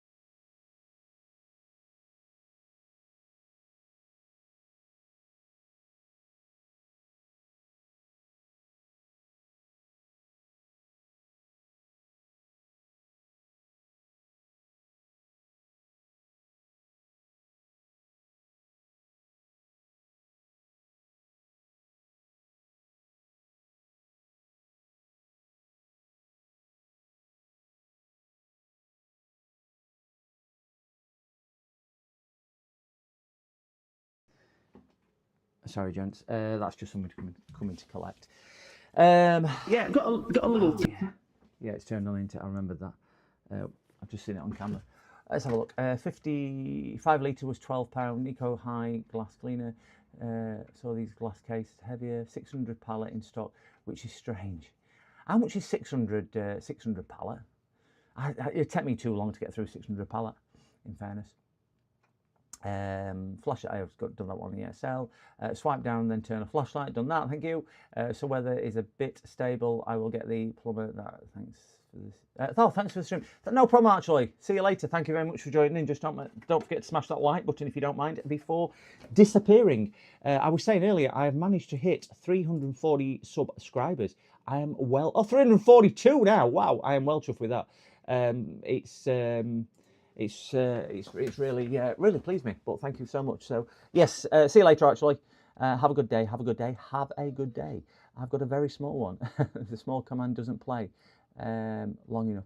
I noticed that, actually. I'm still having big problems with it, James, in fairness. I might put out on our group chat to see if there's anybody out there who is a dab hand with OBS, to see if they don't mind helping me on any desk. I know you've done it in the past, who can log in for a little bit. I don't want a crisp, but I will have a drink, darling. Thank you. Thank you very much. Are you going to say hello? Hello. Hi, guys. I did miss being in the chat. I did notice, thank you. Yeah. Go on then. What do you think? Bye-bye. See you later. Sorry, that is Zoe. Yeah, she did her own stream the other week. I'm catching Rusty Russ up. He's on 370, I think, or something like that. So yeah, he was in chat yesterday when I was saying it. He was in chat when I said it. Thanks a lot, Sans. Thank you very, very, very much. Yeah. So just going back to that, James, and somebody else who put the command. She is my daughter, Sans. Yeah. She's 12. She modded her Nintendo Switch on a stream between Christmas and New Year. We did a stream for between Christmas and New Year to do that. So she's done a few different little bits of electronics over the years, mainly because I've got obviously a drive for it. And she quite likes it as well. So yeah, she does that. But yeah, going back to that, James, I'm going to see if anybody in the community, the Fixers community, what James has set up, JFix, will help me out for an hour, because I think majority of stuff I've got on here is right. I think I've just maybe got some boxes ticked wrong. Some of the sound controls I think I'm down with, but I really want the thank you for subscribing when people subscribe coming on screen, because I think it's such a nice thing to have for a lot of people, and I do appreciate every single one who does that, and hits the like button as well. So I think it's just nice to do that, guys. But anyway, I'll address that. I'll address that. So we just need a screw in there. I do ramble and talk a lot, so if you are new to the stream, I'd love to say I apologise, but I'm not going to stop doing it because I tend to do it a lot. Let's dig a couple of screws out. So this one, for anyone who is joining in, the story behind it is it's been dropped off with me because it's been built by by somebody else a couple of weeks ago, all new parts. The guy has drilled out the old motherboard because he couldn't get the screws out, apparently. The things what I've had to repair today, the case is badly bent. The standoffs were a catastrophe. The chassis underneath where the standoffs went are badly bent and damaged as well. Some of the standoffs have no holes left to do because they damaged it that much. The thermal compound had been put underneath the CPU as well as on top of the CPU, and they'd used a full tube. The cooler had been barbarically damaged and filthy, so we've tried to straighten that best I can. The GPU bracket here is badly bent also. The I/O shield had been put on wrong. The RAM had been put into completely the wrong slots. They'd been put into two slots next to each other. The wiring was a bit questionable, and I can't remember other things as well. So it's literally had a full strip down. I've been unable to fit some of the screws in. So a couple of the screws, noticeably down here, two down here, because the case was that badly damaged and it's twisted underneath. I've put some plastic standoffs in, so the case is no longer flexing, because what they'd actually done, the standoffs were missing here, so they put a screw straight through the board into the chassis and pulled it down here, which was then pulling up on a standoff here. They put an extra standoff here which was just mounted under the board, which was twisting it, and then these standoffs were actually up. So the board's now got a bend in it. It's managed to bend the board in both that direction and that direction as well. So it's a bit like a globe.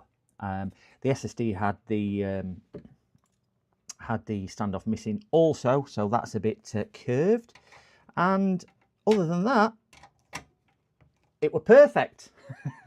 Other than that, it were perfect. We've got a nice tight GPU now. Oh, yeah. Sans. Issue your daughter. Man, I want to get into repairing too, because I have a lot of life left in me at this point. Only 28 now. Get into it, Sans. Take the leap. Get it done. I've done it for 30 years, only just into streaming. I started streaming down to JFix. I started streaming September, October of last year. So I'm probably just coming up to 6 months, not even 6 months. And yeah, so you don't need a lot of equipment. I had one camera when I first started, didn't even have a face cam, so you don't need a lot of experience. The community is amazing. The community is the best thing about this. The guys who interact with us, that is the only reason I do this. Everyone out here is amazing. Whether you sat in chat or whether you sat watching, the community is amazing for all different abilities. I am no way near the best person, either in chat or on here. So I do it for the community. They are awesome, awesome, awesome people. Or the vast majority of them are, let's put it like that. Just stay away from the ones who criticise and focus on the ones who don't. But the vast majority of them are wonderful, wonderful, wonderful people.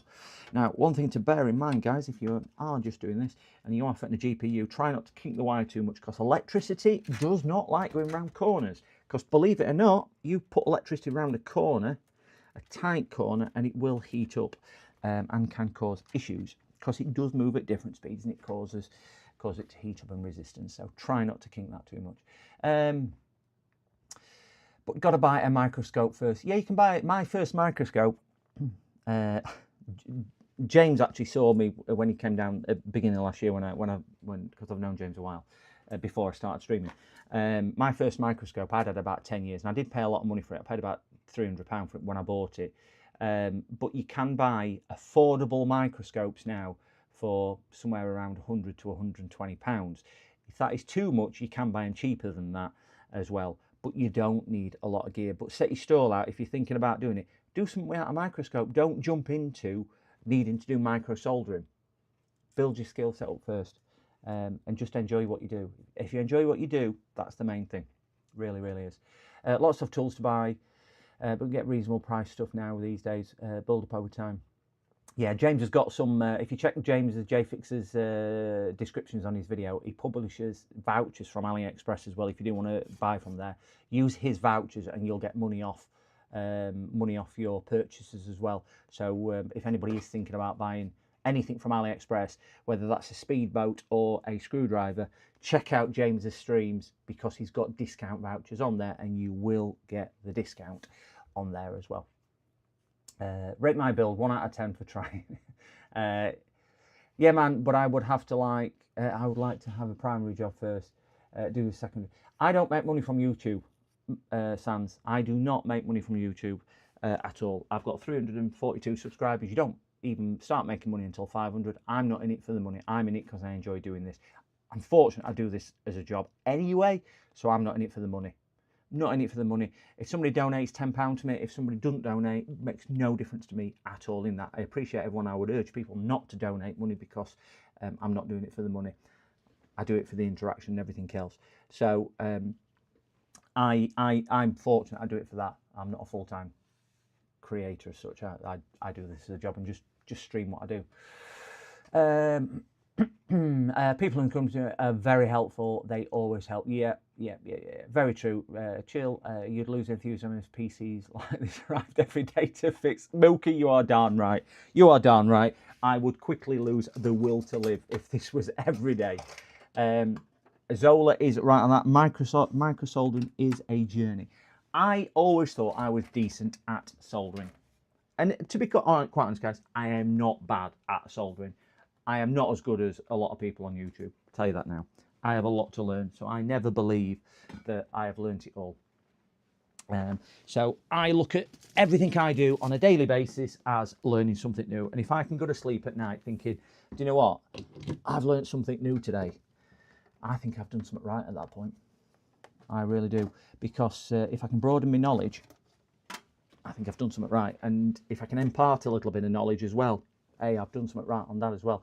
I don't profess to knowing more than anybody else. I just might know different stuff. And I don't profess to be an expert on anything. But do you know, if somebody can watch this and say, I didn't know about that, kinking that wire, it's a lesson learned. James JFix again. I know, I seem to have a man crush on James. I talk about him all the time. On his latest stream where he's mending a laptop from Joey Does Tech, he colours in one of the IC chips with a permanent marker, and he gives me a really nice shout out. Thank you, James, for that. But do you know what? A little simple task like that comes in really useful, and it's little things sometimes which we can learn, which comes into a bigger thing. So just know your boundaries. Microsoft on the journey. Yeah, I've seen JFix's videos as well. He's a good man. Yeah, he is. There's a lot of good creators in here as well, Sans. Just find your niche. Do what you like. If you do what you like, people will watch you and like what you do. So that's the thing. Don't try to emulate or be anybody else. Just be yourself. if you've got 10 subscribers or you've got 10,000 subscribers, be true to yourself, do what you like, and you'll enjoy your journey. If you've got 10,000 subscribers and you're doing something you hate, you're in the wrong thing. You're in the wrong thing completely, because you will never get that level of thing. So just do what you like. Just got an Elkin. I've got the same one at Arch Lloyd. I think it's an Elkin 4K. Digital microscope from AliExpress for price isn't. It's an excellent unit. Yeah, I use exactly the same one, Arch Lloyd, as you've got EMK4, and I think JFits has got it. I agree. Microsolder, you can watch a lot of videos for techniques. It's practice with that. Yeah, got it, that James. Flux and cleanup tips is the best. Lead Farmer, spot on again. Just make sure you get a good soldering iron. That helps a lot. Yeah. Again, there's some good soldering irons at good prices nowadays. You don't have to spend. I think the soldering iron I've got, which is sat down there, which is the Finercy one, which I don't know how much it was, about 120, 130 pounds, something like that. You don't need a mega expensive one. I think Joey Does Tech has done some reviews on some less than £50 and one about £20 as well. So they can make them. They can make them very, very affordable on there. Fixed my first USB-C port today. Was so chuffed. Do you know what's all? I stay away from USB-C. Just hot air in them into problem. Hot air in them to me wouldn't be a problem at all. But yeah, well done on that. Well done. That's what me and PC did. Yeah, I've got that. Just watch them at Quality Sands. Oh, it's not Sands. I can't remember who said they bought it. Oh, Arch Lloyd. Yeah, that's exactly the same as what I've got, which is it. I ain't got my light on, but yeah, it's the same one as I've got. It looks a bit dark because I ain't got my light switched on, but it's a really nice scope. I quite like that. Not turned on, so let's look at a blank screen. Come on. But yeah, really nice scope, that one. I don't use it in 4K. I use it in 1440 for streaming. But it's a nice enough. It's a nice enough scope on that one. My younger brother does phone repairs at a friend's shop. He's very good at the way, better than me. I kind of feel like falling behind. Don't feel like you're falling behind. You've just got more to learn. That's all it is. It's not about his skill level and your skill level. It's just what you want to do. Thanks, Lead Farmer. I'll shut my stream down so everyone can shoot over there and watch Adam. Only joking. Right, so we're gonna try and post it. Was that shut up waffling and get on with it so we can see if this is working? Is that what you're trying to say to me? We'll try and post this. So we are plugged in. We are done that. And oh, lovely. So we have got a power in. I've got on there. We have fan spin. We have a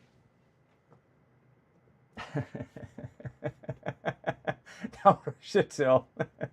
Oh dear. He just chats for the first 50. Oh, there we go. I've got another half an hour at least then. If we get a picture, guys, it should appear in the bottom right hand corner. And if we get a picture there, I will flick over to it as well and do that. I don't think he's on as there is no notification. Yeah, I'm just going to try and get this posted in fairness, and it's doing RAM training at the moment by the looks of it. It's stuck on a RAM light training.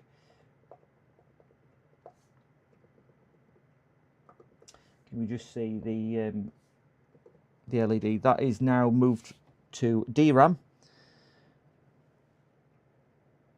So we will just let that go a few more seconds.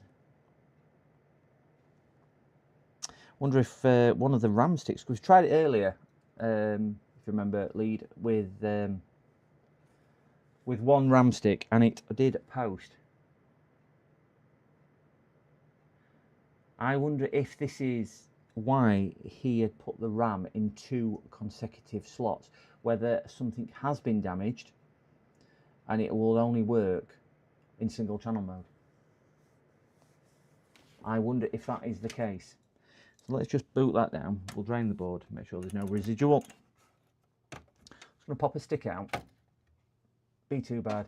Could be CPU issue or dirty slot. Yeah, it could be that as well, because obviously channels all run through that. We'll try another post. I've taken a piece out, as you can see. So we're going through lights again, cycling through lights. Keep an eye on bottom right hand corner if we get a picture. It's gone a bit further this time. We've gone back to CPU. I think this is going to post. Fan speeds change, which is always a good sign. It's dropped speed a little bit. It's sat on boot, and we have picture.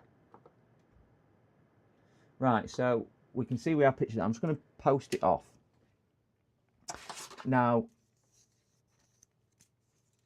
I'm going to swap that stick for that stick, because we know that's a working slot, and we know that's... Just bear in 1 second, guys. I need to do this. This is just a handover. Just 1 second, guys.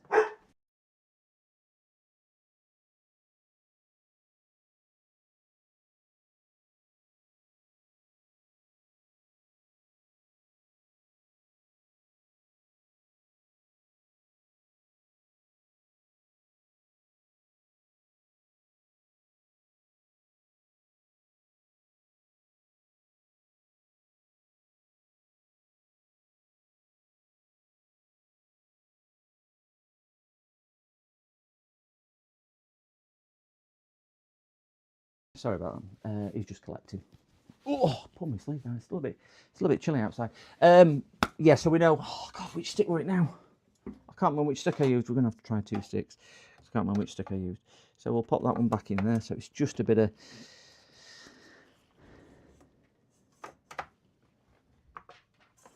Put this stick back in and just see if it posts on this. And I will just try, just for sanity. If it does post on this, we will just try that stick in there as well, because I can't remember which stick was which. Getting distracted with the door. Yeah. So this looks like it's going to post as well. So bottom right hand corner, we've got picture.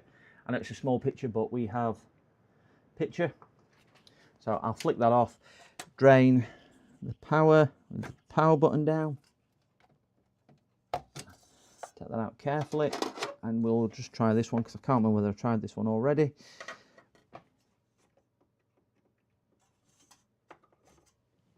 Put it in the correct way, not the wrong way.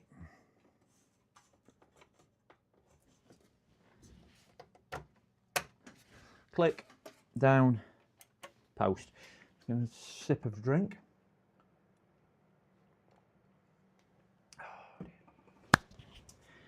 That looks promising as well. So I think we've got to agree that both we have picture. There we go, we've got picture again. So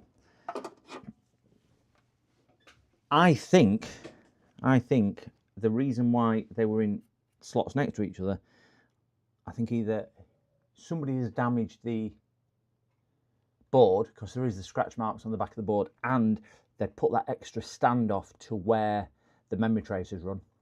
If you catch the first bit of the video, do you know in the under here where the center screw is under here, they'd left the peg in there, which is right, the standoff there, but they'd also put a second standoff underneath, about here, underneath the board, which obviously is where the memory tracers and the PCI lanes run. So he could have damaged something doing that. But just to be sure, I will try this once more, but I think we will get stuck on this. So I think I'll, if this is the case, I would say to I'll have a conversation with the customer that I think it's probably that. I'm not going to strip I can't get that slot any cleaner for the CPU. It could be the CPU, but there were no broken pins or bent pins or things like that. I think the more likely thing is, yeah, it's getting stuck on DRAM. It's getting stuck on that DRAM there. So we will just try these in the other slots, just to be confirmation that it's not just that channel.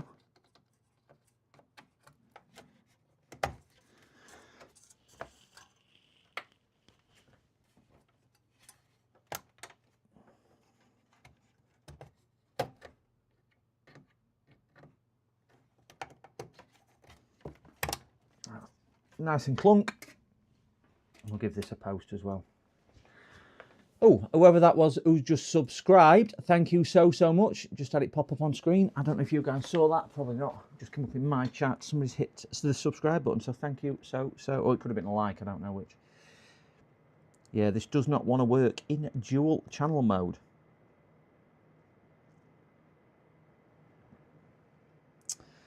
So, I would say that is the board issue. And that explains why they had the RAM in the first two slots. So, question. Yeah, both RAM work in A2. I think we'll find that if we put them into either the A or B slots, alternate B2, B1 or A2, A1, I think we'll find it works. It just won't work in that. I think we'll find it's a motherboard issue on that. I need to speak to the customer because obviously if I'm getting into the hassle of taking all the board back out and everything else to diagnose that, obviously if she's not going to be into wanting to replace the motherboard, because they've spent a lot of money on this now, because they've got my rebuild cost here, which I'll still be charging them for rebuilding, and whatever cost that he'd charged them, and also the cost of the new parts, are they going to then want to be forking out just so the computer works in dual channel mode? Maybe not. Maybe not. So I've put them, as you can see, I've put them into B1, B2. I need to reset the BIOS actually. Let me just do a BIOS reset on it as well.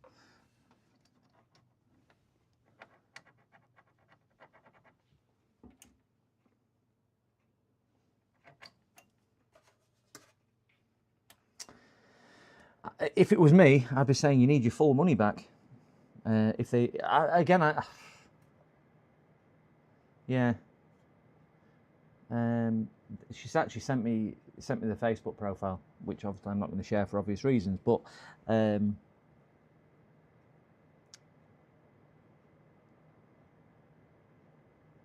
if he is advertising at building stuff, he really shouldn't be.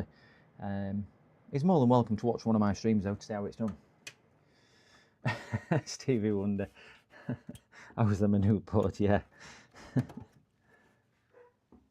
Oh, yeah, because it's not mega hard, is it? It's just take your time. I mean, I would normally knock out a build, a full build from scratch in a couple of hours, and then a little bit just to get it configured and thing.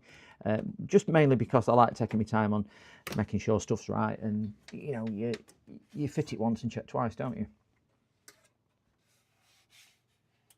It's a damn sight easier today than it used to be. Do you remember days where you used to have to... Not even powering now.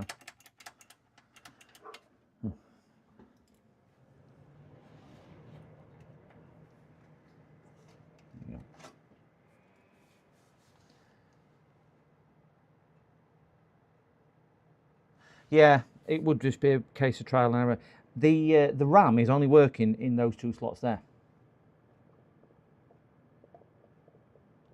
So the RAM's only working in these two slots. Any other combination, even if I just put it into these two slots, it doesn't post. Where it is posting in those two there, which is a bit bizarre. Let me get a keyboard connected and a rodent just to see. I want to see if we can boot to Windows. I do have a password for it. I would say the same. It's a matter of time before the board fails. I will, again, I'll have a conversation with the customer. I'm going to just click back to it because I don't know what information will be on that screen, you see. So that's just going into BIOS, so we're okay with that.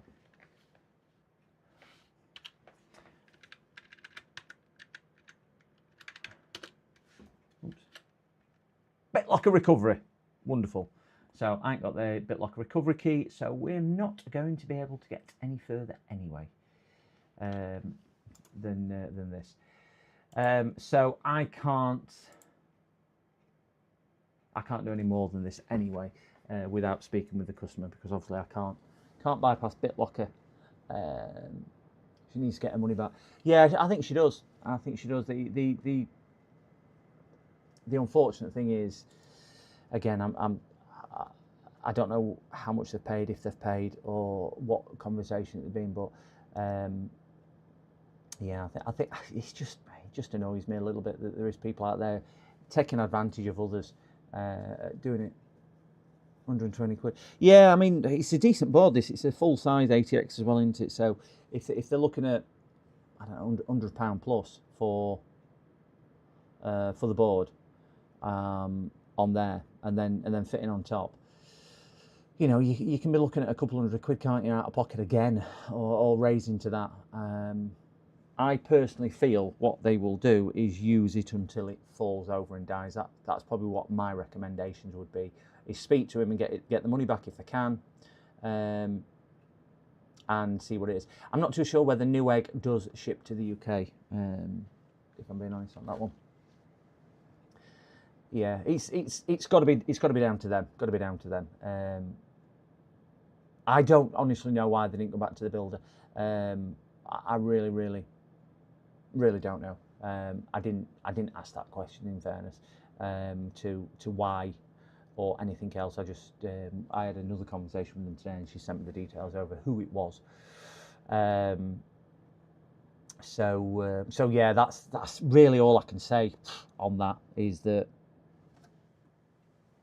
yeah, you guys know as much as I know now on there, but I'm just going to get back into the BIOS, because we want to make sure we are not overheating too much within. Oh, we have. Let me flick onto there 1 second. We do have a picture, and we have a password as well. So it is in Windows. I'm going to stick a memory stick in and boot to. I don't know why that suddenly has gone to. I can't show on that one.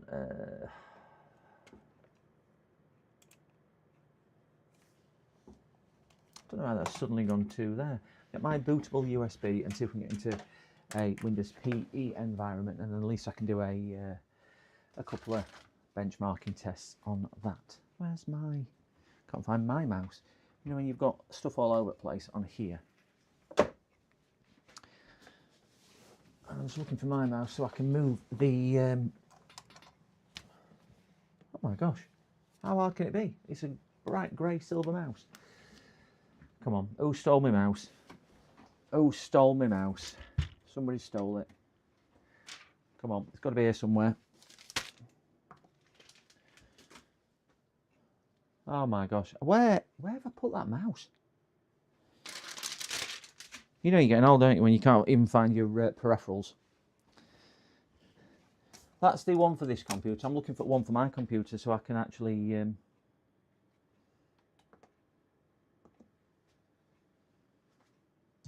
I ain't got a clue where my mouse is. How the hell can I do that? Sorry for the language, gentlemen. How the heck can I put that down and lose? I'm going crazy. My desk isn't big enough for me to lose it either.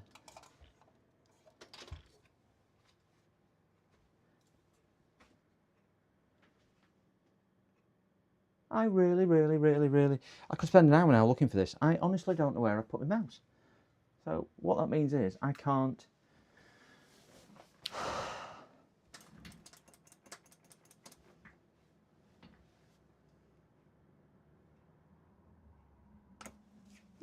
Don't know where my mouse is. Bewildering. Cat's got it. Maybe on the floor. I thought it would be, but it's not. I normally start putting things on the floor, but it's just not there. It's just not there. That's what's throwing me. I've only got maybe a metre and a bit desk, what I work on here, and I tend to just put everything else on the floor. I only wanted it so I could. Oh, damn. Go and press one button. I only wanted it so I could move the thing in the bottom right hand corner so I could see the off button. But I don't know where. I don't know where it's gone. It'll turn up. Yeah, need to. Yeah, I clicked on the wrong button. I clicked on the wrong button when I was doing that out of haste. Enroll key from disk. Ventoi. Control. I'm just adding me secure key so I can boot into my USB, and then at least we can do a couple of tests. I want to see if there's an issue with drive, because she was complaining it was running slow as well, and I don't want to assume it's the disk, but chances are if it is the disk, because they haven't replaced the hard disk, it could have been down to the curvature on it, but I very much doubt that. But if they've not replaced the disk, it could be because it's overfilled, could be because it's an old disk and whatnot. This USB that I'm using is an extremely quick USB. I can install Windows in about, I don't know, from start to finish, about 6 minutes, something like that. So it's a really quick USB. So if it does end up running slow, it's usually down to the computer rather than USB. Where the heck did I put that mouse? No idea. Add key from, go to key, and then Ventoi, add this key. Yeah. Dog chewing it in the lounge. She probably is, in fairness. She's probably sat there going, this mouse is lovely. I haven't had a mouse for years. Oh, whistling to find your car keys. Do you remember that? Yeah. I should make a short of that. Actually, yeah. Some of the shorts that I do. Pretty terrible. Where's my mouse? Can't find my mouse. Where's my mouse? Where there? Let's get some. Where's my mouse? There you go. That's one for the. That's one for my shorts. There we go. Let's create a little bit. Okie dokie. Let's go in here and just check the hard disk to start with. Crystal Disk Info, brilliant tool if nobody knows what that is. 70%, so not amazing, and I'll tell you why. 70% on a 980, that had either the wrong firmware, which was a known issue on the Samsung drives, if you weren't aware of that, which were destroying itself with the wrong firmware. If it's got the updated firmware, I'd have to check, but if it's got the updated firmware, that has done quite a lot of work, hasn't it? Writes and reads. Yeah. No, this one, I presume he's carried this over from his old PC, because he told me it was new motherboard, new CPU, new RAM, new graphics card. So I think the power supply and the hard drive and case is carried forward. And I think the unfortunate thing is people neglect the hard drive. They just think, oh, it's working, I'll just move it forward into a brand new system. The amount of times I see it, and it's the hard drive then which brings the system down. It's one of the few things I would change instantly if that was the case. Yeah, a lot of writes there. You've got 124 terabytes of writes as opposed to 68. So it's twice as many writes, which, if anything, it should be the other way around, I would have thought. Only if it was something like in a CCTV system or something like that, you'd get that disparity. Yeah, 217 days, a lot of writes for that. I mean, if somebody did the math, you're looking at, what's that? 500 gigabytes of writing a day, is it? Something like that. Am I thinking that's right? 500 gigabytes of writing per day of use. Yeah, 587. Yes, I weren't too far off on that. It's a lot of stuff, and that's just my my SanDisk. What do we call it? let's do a quick write test to it just to have a look. Crystal disk mark. Put that to 1 and put that to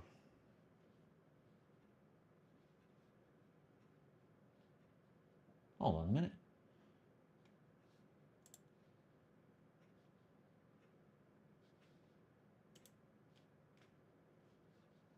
CFH. Why ain't C drive showing up in there?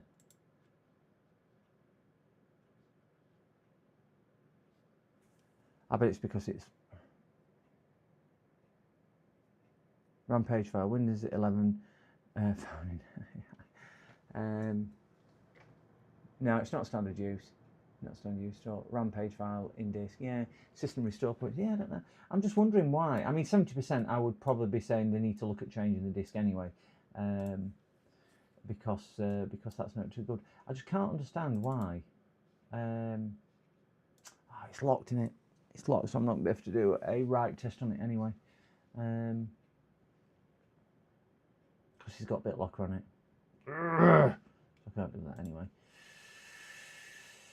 Oh dear, oh dear, oh dear, oh dear. And this ain't going to enable me to really test anything. Hardware info, let's see temperatures.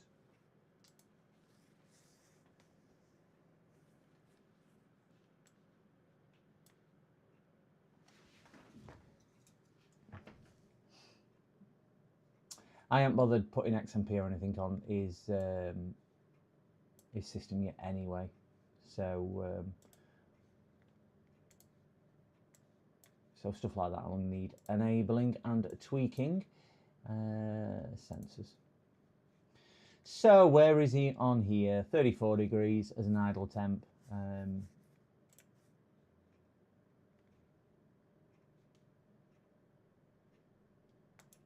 Just bang that one on. See if that loads. Sometimes it loads, sometimes it doesn't.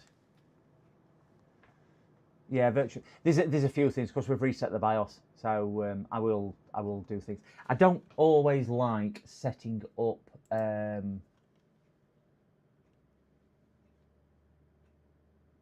What do they call it? XMP. Could not start. Not enough memory. What?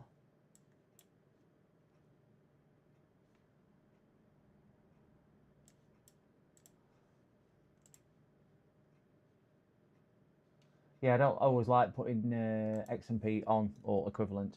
Certainly on some RAM because it's just not stable. So I often, as I say to customers, look, I haven't. You want to turn it on, turn it on. Because certainly when RAM gets older, it gets less and less reliable to run that, I find. And it also triggers, when it does get less reliable, it triggers some of the anti-cheat things in games. I have a Samsung 580 in mine, and HDD LED is constant flashing at idle. That's IoT edition. Right, so let me just open that. I just want to do a quick CPU. There we go. Just to see what temperature's peaking at. 53.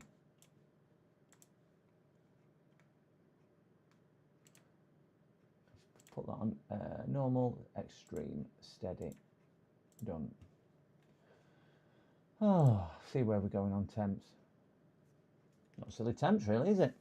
That cool. I do love these coolers. That's the thermal take Peerless Assassin 120. I love these coolers. I find they work exceptionally well. So that's actually only sitting at 50, 52, 53 degrees. I think that's really good.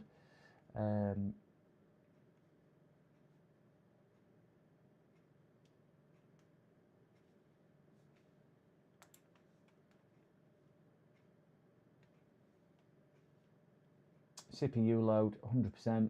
Yeah, I think the temperature on there is excellent. I do like them coolers. I recommend them to all customers. Do you know how much these coolers are as well, guys? If you're thinking of changing your cooler, they're less than £40, about 30 odd quid. I find them absolutely excellent value for what they are. Really, really do.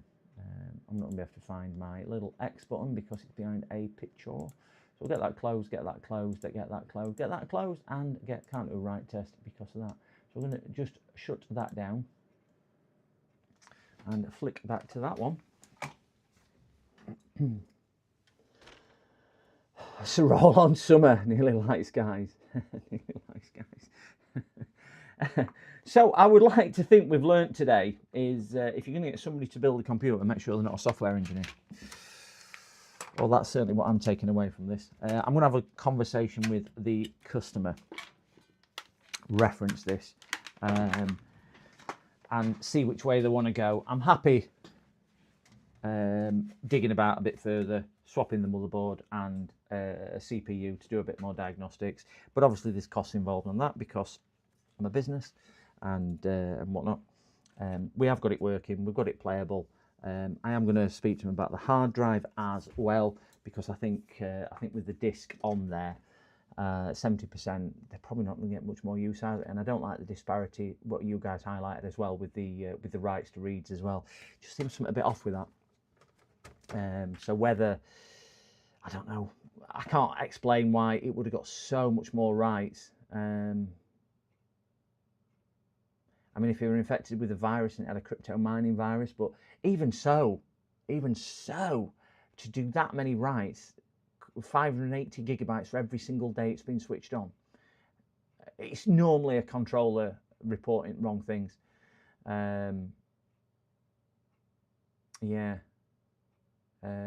So there's something adrift with that, but I'm gonna have a conversation with her because they are into it, obviously from a repair cost already for the rebuild. I think it'll just be a case of you know, it's now running. Let's just use it and play it, and that'll be my recommendations.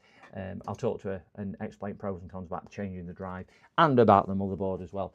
But I would probably say leave the board and leave the memory issue. They've got 2 slots of RAM in it. Not ideally configured, and they're going to leave some performance on the table, but not vast amounts in grand scheme of things. And because he's never had that performance, he's not going to miss that performance, which I think is what to focus on. I know you're paying for that performance, but it depends whether you want to go down the route of spending more money to get that little bit of extra. And do you know what? If we then spent another £200 putting a new board in it or CPU, whatever it needed, is it going to be £200 well spent to gain a little bit more performance?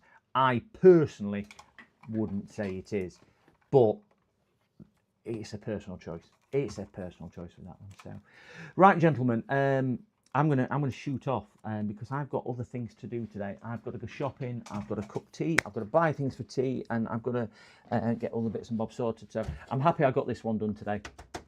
And we got that laptop done today as well. So, and we got to go to the bottom of those. So thank you very, very, very much for joining me today. Thank you for letting me be part of your Saturday afternoon and entertaining me for a couple of hours.